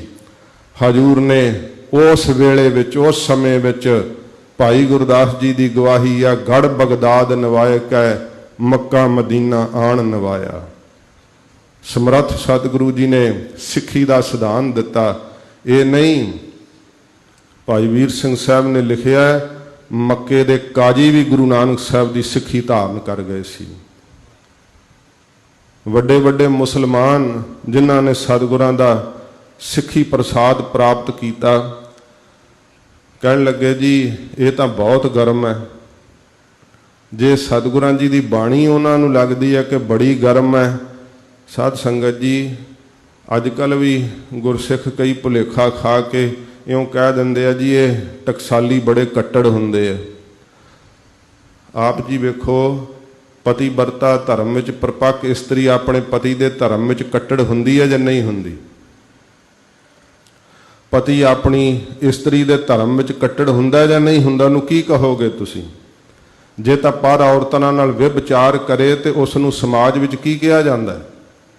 ਇਸਤਰੀ ਆਪਣੇ ਮਰਦ ਤੋਂ ਬਿਨਾਂ ਕਿਤੇ ਹੋਰ ਵੇਖੇ ਝਾਕੇ ਤੇ ਉਹਨੂੰ ਸਮਾਜ ਵਿੱਚ ਕਿਵੇਂ ਦਾ ਸਮਝਿਆ ਜਾਂਦਾ ਹੈ? ਜੇ ਕੋਈ ਗੁਰੂ ਕੀ ਸਿੱਖੀ ਵਿੱਚ ਪਿਆਰ ਕਰਦਾ ਹੈ ਤੇ ਉਹ ਗੁਰੂ ਕੀ ਸਿੱਖੀ ਦਾ ਨਿਰੋਲ ਪ੍ਰਚਾਰ ਕਰਦਾ ਹੈ ਤੇ ਸ਼੍ਰੀਮਾਨ ਸੰਤ ਬਾਬਾ ਜਰਨੈਲ ਸਿੰਘ ਜੀ ਵਰਗੇ ਮਹਾਂਪੁਰਖਾਂ ਨੂੰ ਕੱਟੜ ਕਹਿ ਕੇ, ਕੱਟੜਵਾਦੀ ਕਹਿ ਕਰਕੇ ਸ਼ਰ੍ਹਾ ਵਿੱਚ ਜਿਵੇਂ ਮੁਸਲਮਾਨ ਕੱਟੜਵਾਦੀ ਹੁੰਦੇ, ਉਹੋ ਜਿਹੇ ਜਿਹੜੇ ਆ ਲੇਬਲ ਲਾ ਕਰਕੇ ਤੇ ਸੰਸਾਰ ਦੇ ਅੰਦਰ ਉਹਨਾਂ ਨੂੰ ਭੰਡਿਆ ਜਾਂਦਾ ਹੈ। ਜੇ ਕਰਕੇ ਗੁਰੂ ਸਾਹਿਬ ਦੀ ਸਿੱਖੀ ਦਾ ਪਿਆਰ ਕਰਨਾ ਕੱਟੜਵਾਦੀ ਹੈ ਤੇ ਮਹਾਂਪੁਰਖ ਕਹਿੰਦੇ ਭਾਈ ਅਸੀਂ ਕੱਟੜਵਾਦੀ ਹਾਂ। ਸਤਿਗੁਰੂ ਜੀ ਦੇ ਚਰਨਾਂ ਨਾਲ ਪਿਆਰ ਕਰਨਾ ਪੂਰਨ ਨਿਸ਼ਚੇ ਦੇ ਸਹਿਤ ਸੰਚਾਰ, ਤੁਹਾਨੂੰ ਚਾਹੇ ਸਤਵਾਦੀ ਕਹੇ ਚਾਹੇ ਵੱਖਵਾਦੀ ਕਹੇ, ਜੋ ਮਰਜ਼ੀ ਕਹੇ, ਪਰ ਸਾਧ ਸੰਗਤ ਜੀ ਉੱਥੇ ਜਾ ਕਰਕੇ ਪਛਾਣਿਆ ਜਾਂਦਾ ਜਦੋਂ ਸਭ ਰੂਹਾਂ ਸਰੀਰ ਛੱਡ ਕੇ ਤੁਰ ਜਾਂਦੀਆਂ ਨੇ। ਮਹਾਂਪੁਰਖਾਂ ਦੇ ਖਿਲਾਫ ਹੁਕਮਨਾਮਾ ਸਾਹਿਬ ਜਾਰੀ ਹੋਣਾ, ਭਾਵੇਂ ਕਿ ਤਖਤ ਵੇਖੋ ਸਤਿਗੁਰਾਂ ਦਾ ਸਿਰਜਿਆ ਹੋਇਆ। ਮੈਂ ਕੋਈ ਇਹੋ ਜਿਹੀ ਚੀਜ਼ ਨੂੰ ਨਹੀਂ ਛੇੜਨਾ ਚਾਹੁੰਦਾ ਕਿ ਜਿਸ ਪ੍ਰਕਾਰ ਕੋਈ ਮਨ ਨੂੰ ਦੁੱਖ ਲੱਗੇ, ਪਰ ਬੀਤ ਚੁੱਕੀਆਂ ਚੀਜ਼ਾਂ ਜਿਹੜੀਆਂ ਉਹ ਸੱਲ ਵਾਂਗ ਰੜਕਦੀਆਂ ਰਹਿੰਦੀਆਂ। ਇਹੋ ਜਿਹੇ ਸਤਿਪੁਰਸ਼ਾਂ ਦੇ ਖਿਲਾਫ ਗੁਰੂ ਘਰ ਦੀ ਸ਼ਕਤੀ ਵਰਤਣੀ। ਤੇ ਮਹਾਂਪੁਰਖਾਂ ਕਿਹਾ ਸੀ ਕਿ ਮੈਂ ਨਹੀਂ ਕਹਿੰਦਾ ਕਿ ਤੁਸੀਂ ਅਕਾਲ ਤਖਤ ਸਾਹਿਬ ਦੀ ਸ਼ਕਤੀ ਦੀ ਕਲਮ ਮੇਰੇ ਖਿਲਾਫ ਨਹੀਂ ਵਰਤ ਸਕਦੇ, ਵਰਤ ਸਕਦੇ ਹੋ, ਪਰ ਚੇਤਾ ਰੱਖਿਓ ਮਰ ਕੇ ਸਾਰਿਆਂ ਨੇ ਉੱਥੇ ਜਾਣਾ, ਉੱਥੇ ਫਿਰ ਕੀ ਮੂੰਹ ਦਿਖਾਓਗੇ। ਵਾਪਸ ਲੈਣਾ ਪਿਆ ਸੀ। ਤੇ ਕਦੇ ਸਾਡੇ ਇਤਿਹਾਸ ਵਿੱਚ ਇਹ ਨਹੀਂ ਹੋਇਆ ਕਿ ਤਖਤ ਤੋਂ ਕੀਤਾ ਹੋਇਆ ਜਾਰੀ ਹੁਕਮ ਵਾਪਸ ਲੈਣਾ ਪੈ ਜਾਵੇ, ਕਿਉਂਕਿ ਤਨਖ ਤੋਂ ਛੁੱਟਿਆ ਹੋਇਆ ਤੀਰ ਦੁਬਾਰਾ ਵਾਪਸ ਨਹੀਂ ਆਉਂਦਾ ਹੈ। ਤਖਤ ਤੋਂ ਜਾਰੀ ਹੋਇਆ ਹੁਕਮ ਵਾਪਸ ਨਹੀਂ ਲਿਆ ਜਾਂਦਾ ਹੈ। ਜਿਹੜੇ ਉਸ ਪਾਵਨ ਸਿਧਾਂਤ ਨੂੰ ਪਾਲਣ ਵਾਸਤੇ ਜਿਨ੍ਹਾਂ ਦੀ ਜ਼ਿੰਮੇਵਾਰੀ ਹੈ, ਉਹਨਾਂ ਨੂੰ ਗੁਰੂ ਹਰਗੋਬਿੰਦ ਸਾਹਿਬ ਸੱਚੇ ਪਾਤਸ਼ਾਹ ਜੀ ਦੇ ਪਾਵਨ ਸਰੂਪ ਵੱਲ ਤੱਕਣਾ ਚਾਹੀਦਾ। ਕਿਉਂਕਿ ਸਾਧ ਸੰਗਤ ਜੀ, ਇਹ ਤਖਤਾਂ ਦੀ ਸਿਰਜਣਾ ਬੇਨਤੀਆਂ ਕਰਨ ਵਾਸਤੇ ਨਹੀਂ ਹੁੰਦੀ, ਤਖਤ ਦੀ ਸਿਰਜਣਾ ਹੁਕਮ ਕਰਨ ਵਾਸਤੇ ਹੁੰਦੀ ਹੈ। ਤੇ ਆਪ ਕਿਤੇ ਇੱਕ ਕਿਤਾਬ ਛਪੀ ਹੋਈ ਹੈ, ਸ੍ਰੀ ਅਕਾਲ ਤਖਤ ਸਾਹਿਬ ਜੀ ਦੇ ਹੁਕਮਨਾਮੇ, ਉਹ ਲੈ ਕੇ ਪੜ੍ਹਿਓ। ਆਦ ਕਾਲ ਤੋਂ ਜਿੰਨੇ ਹੁਕਮਨਾਮੇ ਸਾਹਿਬ ਜਾਰੀ ਹੋਏ ਹੈ, ਉਹ ਸਾਰੇ ਹੁਕਮਨਾਮਾ ਸਾਹਿਬ ਦੀਆਂ ਕਾਪੀਆਂ ਨੇ ਉਹਦੇ ਉੱਪਰ ਹੂ ਬਹੂ। ਤਖਤ ਦੇ ਉੱਤੋਂ ਕਦੇ ਵੀ ਬੇਨਤੀ ਨਹੀਂ ਕੀਤੀ ਜਾਂਦੀ। ਸ੍ਰੀ ਅਕਾਲ ਤਖਤ ਸਾਹਿਬ ਦੇ ਹੁਕਮਨਾਮੇ ਸਾਹਿਬ ਦੇ ਉੱਪਰ ਲਿਖਿਆ ਜਾਂਦਾ ਹੈ, ਆਦੇਸ਼ ਜਾਰੀ ਕੀਤਾ ਜਾਂਦਾ ਹੈ, ਤੇ ਉਹ ਆਦੇਸ਼ ਕਰਨ ਵਾਲਾ ਕੋਈ ਮਨੁੱਖ ਨਹੀਂ, ਪੰਜਾਂ ਪਿਆਰਿਆਂ ਦੇ ਰੂਪ ਵਿੱਚ ਖਲੋਤਾ ਹੋਇਆ ਪੰਥ ਦਾ ਜਥੇਦਾਰ ਉਸ ਸਮੇਂ ਸਾਰੀ ਕੌਮ ਨੂੰ ਆਦੇਸ਼ ਜਾਰੀ ਕਰ ਰਿਹਾ ਹੁੰਦਾ। ਤਖਤ ਤੋਂ ਜਿਹੜੀ ਆਵਾਜ਼ ਆਉਂਦੀ ਹੈ, ਉਹਨੂੰ ਕੌਮ ਅੱਜ ਵੀ ਸੀਸ ਝੁਕਾ ਕਰਕੇ ਮੰਨਦੀ ਹੈ। ਤੁਸੀਂ ਲੰਘਿਆ ਪਿਛਲਾ ਸਮਾਂ ਵੇਖਿਆ, ਸਤਿਗੁਰੂ ਦੀ ਸਾਜੀ ਹੋਈ ਕੌਮ ਫਿਰ ਵੀ ਇੰਨੀ ਜਾਗਦੀ ਹੈ ਕਿ ਜੇ ਕੌਮ ਦੇ ਹਿੱਤ ਨੂੰ ਵਲੂੰਦਰਿਆ ਗਿਆ ਤੇ ਕੌਮ ਨੇ ਉਹ ਹੁਕਮ ਵੀ ਮੰਨਣ ਤੋਂ ਇਨਕਾਰ ਕਰ ਦਿੱਤਾ। ਕਿਉਂਕਿ ਸ੍ਰੀ ਗੁਰੂ ਗ੍ਰੰਥ ਸਾਹਿਬ ਸੱਚੇ ਪਾਤਸ਼ਾਹ ਜੀ ਦੀ ਪਵਿੱਤਰ ਬਾਣੀ ਦਾ ਨਿਰਾਦਰ ਕਰਨਾ, ਹਜ਼ੂਰ ਦੀ ਬਾਣੀ ਦੀ ਬੇਅਦਬੀ ਕਰਨੀ, ਉਸ ਪਾਵਨ ਤਖਤ ਦੀ ਸ਼ਕਤੀ ਨੂੰ ਵਰਤ ਕਰਕੇ ਉਹਨਾਂ ਦੋਸ਼ੀਆਂ ਨੂੰ ਮਾਫ ਕਰਨ ਦਾ ਹੀਆ ਕਰਨਾ, ਪਰ ਸਿੱਖ ਸੰਗਤ ਨੇ ਪ੍ਰਵਾਨ ਨਹੀਂ ਕੀਤਾ। ਸਾਧ ਸੰਗਤ ਜੀ, ਤਖਤ ਦੀ ਬਣੀ ਹੋਈ ਇਮਾਰਤ ਦਾ ਲਾਸਾਨੀ ਚਿਹਰਾ ਉਦੋਂ ਸੰਸਾਰ ਦੇ ਸਾਹਮਣੇ ਆਉਂਦਾ ਹੈ ਜਦੋਂ ਗੁਰੂ ਹਰਗੋਬਿੰਦ ਸਾਹਿਬ ਦੇ ਦਿੱਤੇ ਹੋਏ ਸਿਧਾਂਤ ਨੂੰ ਪਾਲਣ ਲਈ ਕੋਈ ਮਰ ਜੀਵੜਾ ਵੀਰ ਆਸਣ ਲਾ ਕੇ ਉੱਥੇ ਬੈਠਦਾ, ਤੇ ਉਹਦੇ ਮਨ ਵਿੱਚ ਸੰਕਲਪ ਹੁੰਦਾ ਕਿ ਮੇਰਾ ਸਿਰ ਤਾਂ ਭਾਵੇਂ ਚਲਿਆ ਜਾਵੇ, ਪਰ ਮੈਂ ਤਖਤ ਦੀ ਮਾਣ ਮਰਿਆਦਾ ਨੂੰ ਠੇਸ ਨਹੀਂ ਲੱਗਣ ਦਿਆਂਗਾ।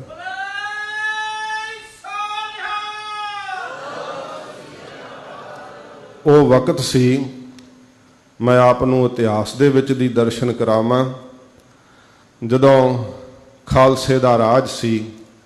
ਅਸੀਂ ਆਪਣੇ ਹਰਿਮੰਦਰ ਸਾਹਿਬ ਦੇ ਉੱਪਰ ਸੋਨਾ ਝੁਲਾਇਆ। ਜਦੋਂ ਮਹਾਰਾਜੇ ਨੇ ਸੋਨੇ ਦੀ ਸੇਵਾ ਕੀਤੀ ਹੈ ਨਾ, ਉਸ ਸਮੇਂ ਭਾਵੇਂ ਇਹ ਜ਼ਿਕਰ ਬਹੁਤ ਘੱਟ ਆਉਂਦਾ ਹੈ, ਸੱਚਖੰਡ ਸ੍ਰੀ ਹਰਿਮੰਦਰ ਸਾਹਿਬ ਜੀ ਦੇ ਹੈੱਡ ਗ੍ਰੰਥੀ ਗਿਆਨੀ ਸੰਤ ਸਿੰਘ ਜੀ, ਮੁਖੀ ਦਮਦਮੀ ਟਕਸਾਲ, ਉਹਨਾਂ ਨੇ ਮਹਾਰਾਜੇ ਨੂੰ ਇਹ ਪ੍ਰੇਰਨਾ ਕੀਤੀ ਸੀ। ਇਹ ਕਾਰਨ ਕੀ ਹੋਇਆ ਸੀ? ਜਦੋਂ ਕਹਿੰਦੇ ਲਾਹੌਰ ਤੋਂ ਸ਼ੇਰੇ ਪੰਜਾਬ ਜੀ ਆ ਰਹੇ ਸੀਗੇ, ਜਿੱਥੇ ਕੋਤਵਾਲੀ ਹੈ ਨਾ ਅੱਜ, ਇੱਥੇ ਮਹਾਰਾਜਾ ਸਾਹਿਬ ਰਿਆਇਆ ਦੀਆਂ ਸ਼ਿਕਾਇਤਾਂ ਸੁਣਿਆ ਕਰਦੇ ਸੀ। ਅਜਾਇਬ ਘਰ ਦੇ ਅੰਦਰ, ਜਿਹੜਾ ਕੇਂਦਰੀ ਸਿੱਖ ਅਜਾਇਬ ਘਰ ਹੈ, ਉਹਦੇ ਅੰਦਰ ਉਹ ਚੋਬਾਂ ਪਈਆਂ ਜਿਹੜੀਆਂ ਸ਼ੇਰੇ ਪੰਜਾਬ ਜੀ ਨੇ ਪੁਲ ਦੇ ਉੱਤੇ ਲਵਾਈਆਂ ਹੁੰਦੀਆਂ ਸੀਗੀਆਂ, ਬਹੁਤ ਯਾਦਗਾਰਾਂ ਨੇ। ਮਹਾਰਾਜਾ ਸਾਹਿਬ ਕੋਤਵਾਲੀ ਤੋਂ ਅੱਗੇ ਜੋੜਾ ਨਹੀਂ ਸੀ ਲੈ ਕੇ ਆਇਆ ਕਰਦੇ, ਉੱਥੇ ਜੋੜਾ ਉਤਾਰ ਦਿੰਦੇ ਸੀਗੇ। ਸ਼ੇਰੇ ਪੰਜਾਬ ਮਹਾਰਾਜਾ ਰਣਜੀਤ ਸਿੰਘ ਸਾਹਿਬ ਦੀ ਇੱਕ ਵਾਰ ਅਸਵਾਰੀ ਆ ਰਹੀ ਸੀ, ਮੇਲਾ ਲੱਗਿਆ ਹੋਇਆ ਰਸਤੇ 'ਚ, ਮੋਰਾ ਨਾਮ ਦੀ ਕੰਜਰੀ ਉੱਥੇ ਨਾਚ ਕਰ ਰਹੀ ਹੈ। ਤੇ ਜਿਨ੍ਹਾਂ ਨੇ ਮੇਲਾ ਲਾਇਆ ਉਹ ਕੁਝ ਇਕੱਠੇ ਹੋ ਕੇ ਮਹਾਰਾਜੇ ਕੋਲ ਗਏ ਆ ਕਿ ਮਹਾਰਾਜਾ ਸਾਹਿਬ, ਸਾਡੇ ਇੱਥੇ ਇਸ ਤਰ੍ਹਾਂ ਦਾ ਮੇਲਾ ਲੱਗਿਆ ਹੋਇਆ, ਜੇ ਸਰਕਾਰ ਉੱਥੋਂ ਦੀ ਹੋ ਕੇ ਜਾਵੇ ਤਾਂ ਸਾਡਾ ਬੜਾ ਮਾਣ ਹੋਵੇਗਾ। ਸ਼ੇਰੇ ਪੰਜਾਬ ਦਾ ਹਾਥੀ ਉੱਥੇ ਰੁਕਿਆ। ਕਹਿੰਦੇ ਆ ਕਿ ਉਹ ਮੋਰਾ ਨਾਮੇ ਕੰਜਰੀ ਦਾ ਨਾਚ ਜਦੋਂ ਮੁੱਕਿਆ ਤੇ ਬੜੇ ਲੋਕਾਂ ਨੇ, ਜਿਹੜੇ ਵੇਖਣ ਵਾਲੇ ਸੀ, ਉਹ ਆਪੋ ਆਪਣੀ ਵਿੱਤ ਮੁਤਾਬਕ ਕਿਸੇ ਨੇ ਸੋਨੇ ਦਾ ਕੈਂਠਾ ਹੀ ਲਾ ਕੇ ਸਿੱਟ ਦਿੱਤਾ। ਹੁਣ ਦੱਸਣ ਵਾਲੇ ਨੇ ਇਹ ਸ਼ਿਕਾਇਤ ਕਰ ਦਿੱਤੀ। ਸ਼੍ਰੀ ਅਕਾਲ ਤਖਤ ਸਾਹਿਬ ਦੇ ਜਥੇਦਾਰ ਸਿੰਘ ਸਾਹਿਬ ਅਕਾਲੀ ਬਾਬਾ ਫੂਲਾ ਸਿੰਘ ਸਾਹਿਬ, 4 ਸਾਲ ਦੀ ਆਯੂ ਵਿੱਚ ਜਿਨ੍ਹਾਂ ਨੂੰ ਸਤਿਗੁਰੂ ਜੀ ਦੇ ਇਸ ਪੰਥ ਦੀ ਸੇਵਾ ਕਰਨ ਦਾ ਮਾਣ ਮਿਲਿਆ, ਹੌਲੀ ਹੌਲੀ ਜਦੋਂ 13 ਸਾਲ ਦੀ ਉਮਰ ਤੱਕ ਆਏ ਸੀਗੇ, ਆਪ ਸਤਿਗੁਰੂ ਦੀ ਪਵਿੱਤਰ ਬਾਣੀ ਦੇ ਅਖੰਡ ਪਾਠੀ ਸੱਚੇ ਪਾਤਸ਼ਾਹ ਜੀ ਦੀ ਅੰਮ੍ਰਿਤ ਬਾਣੀ ਨੂੰ 5 ਗ੍ਰੰਥੀ ਕੰਠ ਜ਼ਬਾਨੀ ਯਾਦ ਕਰ ਲੈਣੀ, 10 ਗ੍ਰੰਥੀ ਦਾ ਕੰਠੋਂ ਜਾਪ ਕਰਨਾ, ਅਤੇ ਜਥੇਦਾਰ ਨੈਣਾ ਸਿੰਘ ਸਾਹਿਬ ਦੇ ਚੜ੍ਹਾਈ ਕਰ ਜਾਣ ਤੋਂ ਸ਼੍ਰੀ ਅਕਾਲ ਤਖਤ ਸਾਹਿਬ ਜੀ ਦੀ ਸੇਵਾ ਅਕਾਲੀ ਬਾਬਾ ਫੂਲਾ ਸਿੰਘ ਸਾਹਿਬ ਨੂੰ ਪ੍ਰਾਪਤ ਹੋਈ। ਜਦੋਂ ਮਹਾਰਾਜੇ ਦੀ ਬਾਬਤ ਦੱਸਿਆ, ਅਕਾਲੀ ਬਾਬਾ ਫੂਲਾ ਸਿੰਘ ਸਾਹਿਬ, ਵੇਖੋ ਲਾਹੌਰ ਦੇ ਅੰਦਰ ਵੀ ਤਖਤ ਹੈ ਜਿਹੜਾ ਸੋਨੇ ਦਾ ਤਖਤ ਹੈ, ਜਿੱਥੇ ਮਹਾਰਾਜਾ ਬੈਠਦਾ ਹੈ ਆਪਣੇ ਅਮੀਰਾਂ ਵਜ਼ੀਰਾਂ ਦੀ ਸਭਾ ਲਾ ਕਰਕੇ। ਰਾਜੇ ਨੇ ਉਸ ਹੁਕਮਨਾਮੇ ਨੂੰ ਬਹੁਤ ਧਿਆਨ ਨਹੀਂ ਦਿੱਤਾ, ਆਖਿਆ ਇਹਦੇ ਵਿੱਚ ਕੋਈ ਵੱਡੀ ਗੱਲ ਨਹੀਂ। ਜਦੋਂ ਜਥੇਦਾਰ ਜੀ ਨੂੰ ਪਤਾ ਲੱਗਾ ਕਿ ਮਹਾਰਾਜਾ ਪੇਸ਼ ਹੋਣ ਤੋਂ ਵੀ ਇਨਕਾਰੀ ਹੋ ਗਿਆ, ਤੇ ਫਿਰ ਜਥੇਦਾਰ ਜੀ ਨੇ ਹੁਕਮ ਜਾਰੀ ਕੀਤਾ ਕਿ ਮਹਾਰਾਜੇ ਨੂੰ ਪੰਥ ਚੋਂ ਛੇਕਿਆ ਜਾਂਦਾ ਹੈ, ਤੇ ਅੱਜ ਤੋਂ ਕੋਈ ਵੀ ਸਿੱਖ, ਗੁਰੂ ਨਾਨਕ ਨਾਮ ਲੇਵਾ ਸਿੱਖ ਰਣਜੀਤ ਸਿੰਘ ਨੂੰ ਮੂੰਹ ਨਾ ਲਾਵੇ। ਤੇ ਜਦੋਂ ਬਾਹਰ ਇੱਕ ਸ਼ਾਹੀ ਕਿਲੇ ਤੋਂ ਸੰਗਮਰਮਰ ਦਾ ਚਬੂਤਰਾ 12 ਦਰੀ ਬਣੀ ਹੋਈ ਹੈ ਸ਼ਾਹੀ ਮਸਜਿਦ ਦੇ ਸਾਹਮਣੇ, ਉੱਥੇ ਮਹਾਰਾਜਾ ਸਾਹਿਬ ਦੀਵਾਨੇ ਆਮ ਲਾਇਆ ਕਰਦੇ ਸੀ। ਉਸ ਦਿਨ ਜਦੋਂ ਅਮੀਰਾਂ ਵਜ਼ੀਰਾਂ ਦੀ ਸਭਾ ਉੱਠ ਗਈ, ਸ਼ੇਰੇ ਪੰਜਾਬ ਪਾਲਕੀ ਵਿੱਚ ਸਵਾਰੀ ਜਾ ਰਹੀ ਹੈ, ਲਾਹੌਰ ਦੀ ਰਿਆਇਆ ਉਸ ਦਿਨ ਪਿੱਠ ਕਰਕੇ ਖਲੋ ਗਈ। ਮਹਾਰਾਜਾ ਪੁੱਛਦਾ ਹੈ, ਅੱਜ ਮੈਨੂੰ ਕੋਈ ਨਮਸਕਾਰ ਨਹੀਂ ਕਰਦਾ, ਇੰਨਾ ਮੇਰੇ ਨਾਲ ਪਿਆਰ ਕਰਨ ਵਾਲੀ ਰਿਆਇਆ ਅੱਜ ਮੈਨੂੰ ਬੁਲਾਉਂਦੀ ਨਹੀਂ, ਪਿੱਠ ਕਰਕੇ ਖਲੋ ਗਈ ਹੈ। ਦੱਸਿਆ ਅਮੀਰਾਂ ਵਜ਼ੀਰਾਂ ਨੇ ਕਿ ਮਹਾਰਾਜਾ ਸਾਹਿਬ ਆਪ ਨੂੰ ਪੰਥ ਚੋਂ ਛੇਕ ਦਿੱਤਾ ਗਿਆ ਹੈ, ਅੱਜ ਤੋਂ ਤੁਹਾਨੂੰ ਜਿਹੜਾ ਸਿੱਖੀ ਦਾ ਅਧਿਕਾਰ ਸੀ ਉਹ ਪਦ ਪ੍ਰਾਪਤ ਨਹੀਂ ਰਿਹਾ। ਮਹਾਰਾਜਾ ਉਸੇ ਸਮੇਂ ਪਾਲਕੀ 'ਚੋਂ ਉਤਰ ਗਿਆ। ਮਹਾਰਾਜੇ ਦਾ ਜੀਵਨ ਹੈ ਕਿ ਮਹਾਰਾਜੇ ਨੇ ਆਪਣੇ ਆਪ ਨੂੰ ਕਦੇ ਮਹਾਰਾਜਾ ਲੱਕ ਨਹੀਂ ਸੀ ਲਵਾਉਂਦਾ ਹੁੰਦਾ, ਆਪਣੇ ਆਪ ਨੂੰ ਸਿੰਘ ਸਾਹਿਬ ਅਖਵਾਉਂਦਾ ਹੁੰਦਾ ਸੀ। ਸਿੰਘ ਸਾਹਿਬ ਅਖਵਾ ਕਰਕੇ ਖੁਸ਼ੀ ਪ੍ਰਾਪਤ ਕਰਦਾ ਸੀ। ਮਹਾਰਾਜਾ ਖੁਸ਼ੀ ਵਿੱਚ ਮਾਣ ਮਹਿਸੂਸ ਕਰਦਾ ਸੀ। ਜਿਸ ਦਿਨ ਪਤਾ ਲੱਗਾ ਕਿ ਇਹ ਰਿਆਇਆ ਮੇਰੇ ਉੱਤੇ ਕੋਈ ਹੋਰ ਵੀ ਹੁਕਮ ਹੈ ਜਿਸ ਦਾ ਹੁਕਮ ਮੰਨ ਰਹੀ ਹੈ ਤੇ ਮੈਨੂੰ ਪਿੱਠ ਕਰਕੇ ਖਲੋ ਗਈ ਹੈ, ਸ਼ੇਰੇ ਪੰਜਾਬ ਨੂੰ ਇਹ ਪਤਾ ਸੀ ਕਿ ਇਹ ਰਾਜ ਮੈਨੂੰ ਗੁਰੂ ਨਾਨਕ ਸਾਹਿਬ ਦੀ ਬਦੌਲਤ ਮਿਲਿਆ। ਮਹਾਰਾਜਾ ਨੰਗੇ ਪੈਰੀਂ ਚੱਲ ਕਰਕੇ ਸ਼੍ਰੀ ਅਕਾਲ ਤਖਤ ਸਾਹਿਬ ਤੇ ਹਾਜ਼ਰ ਹੋਇਆ।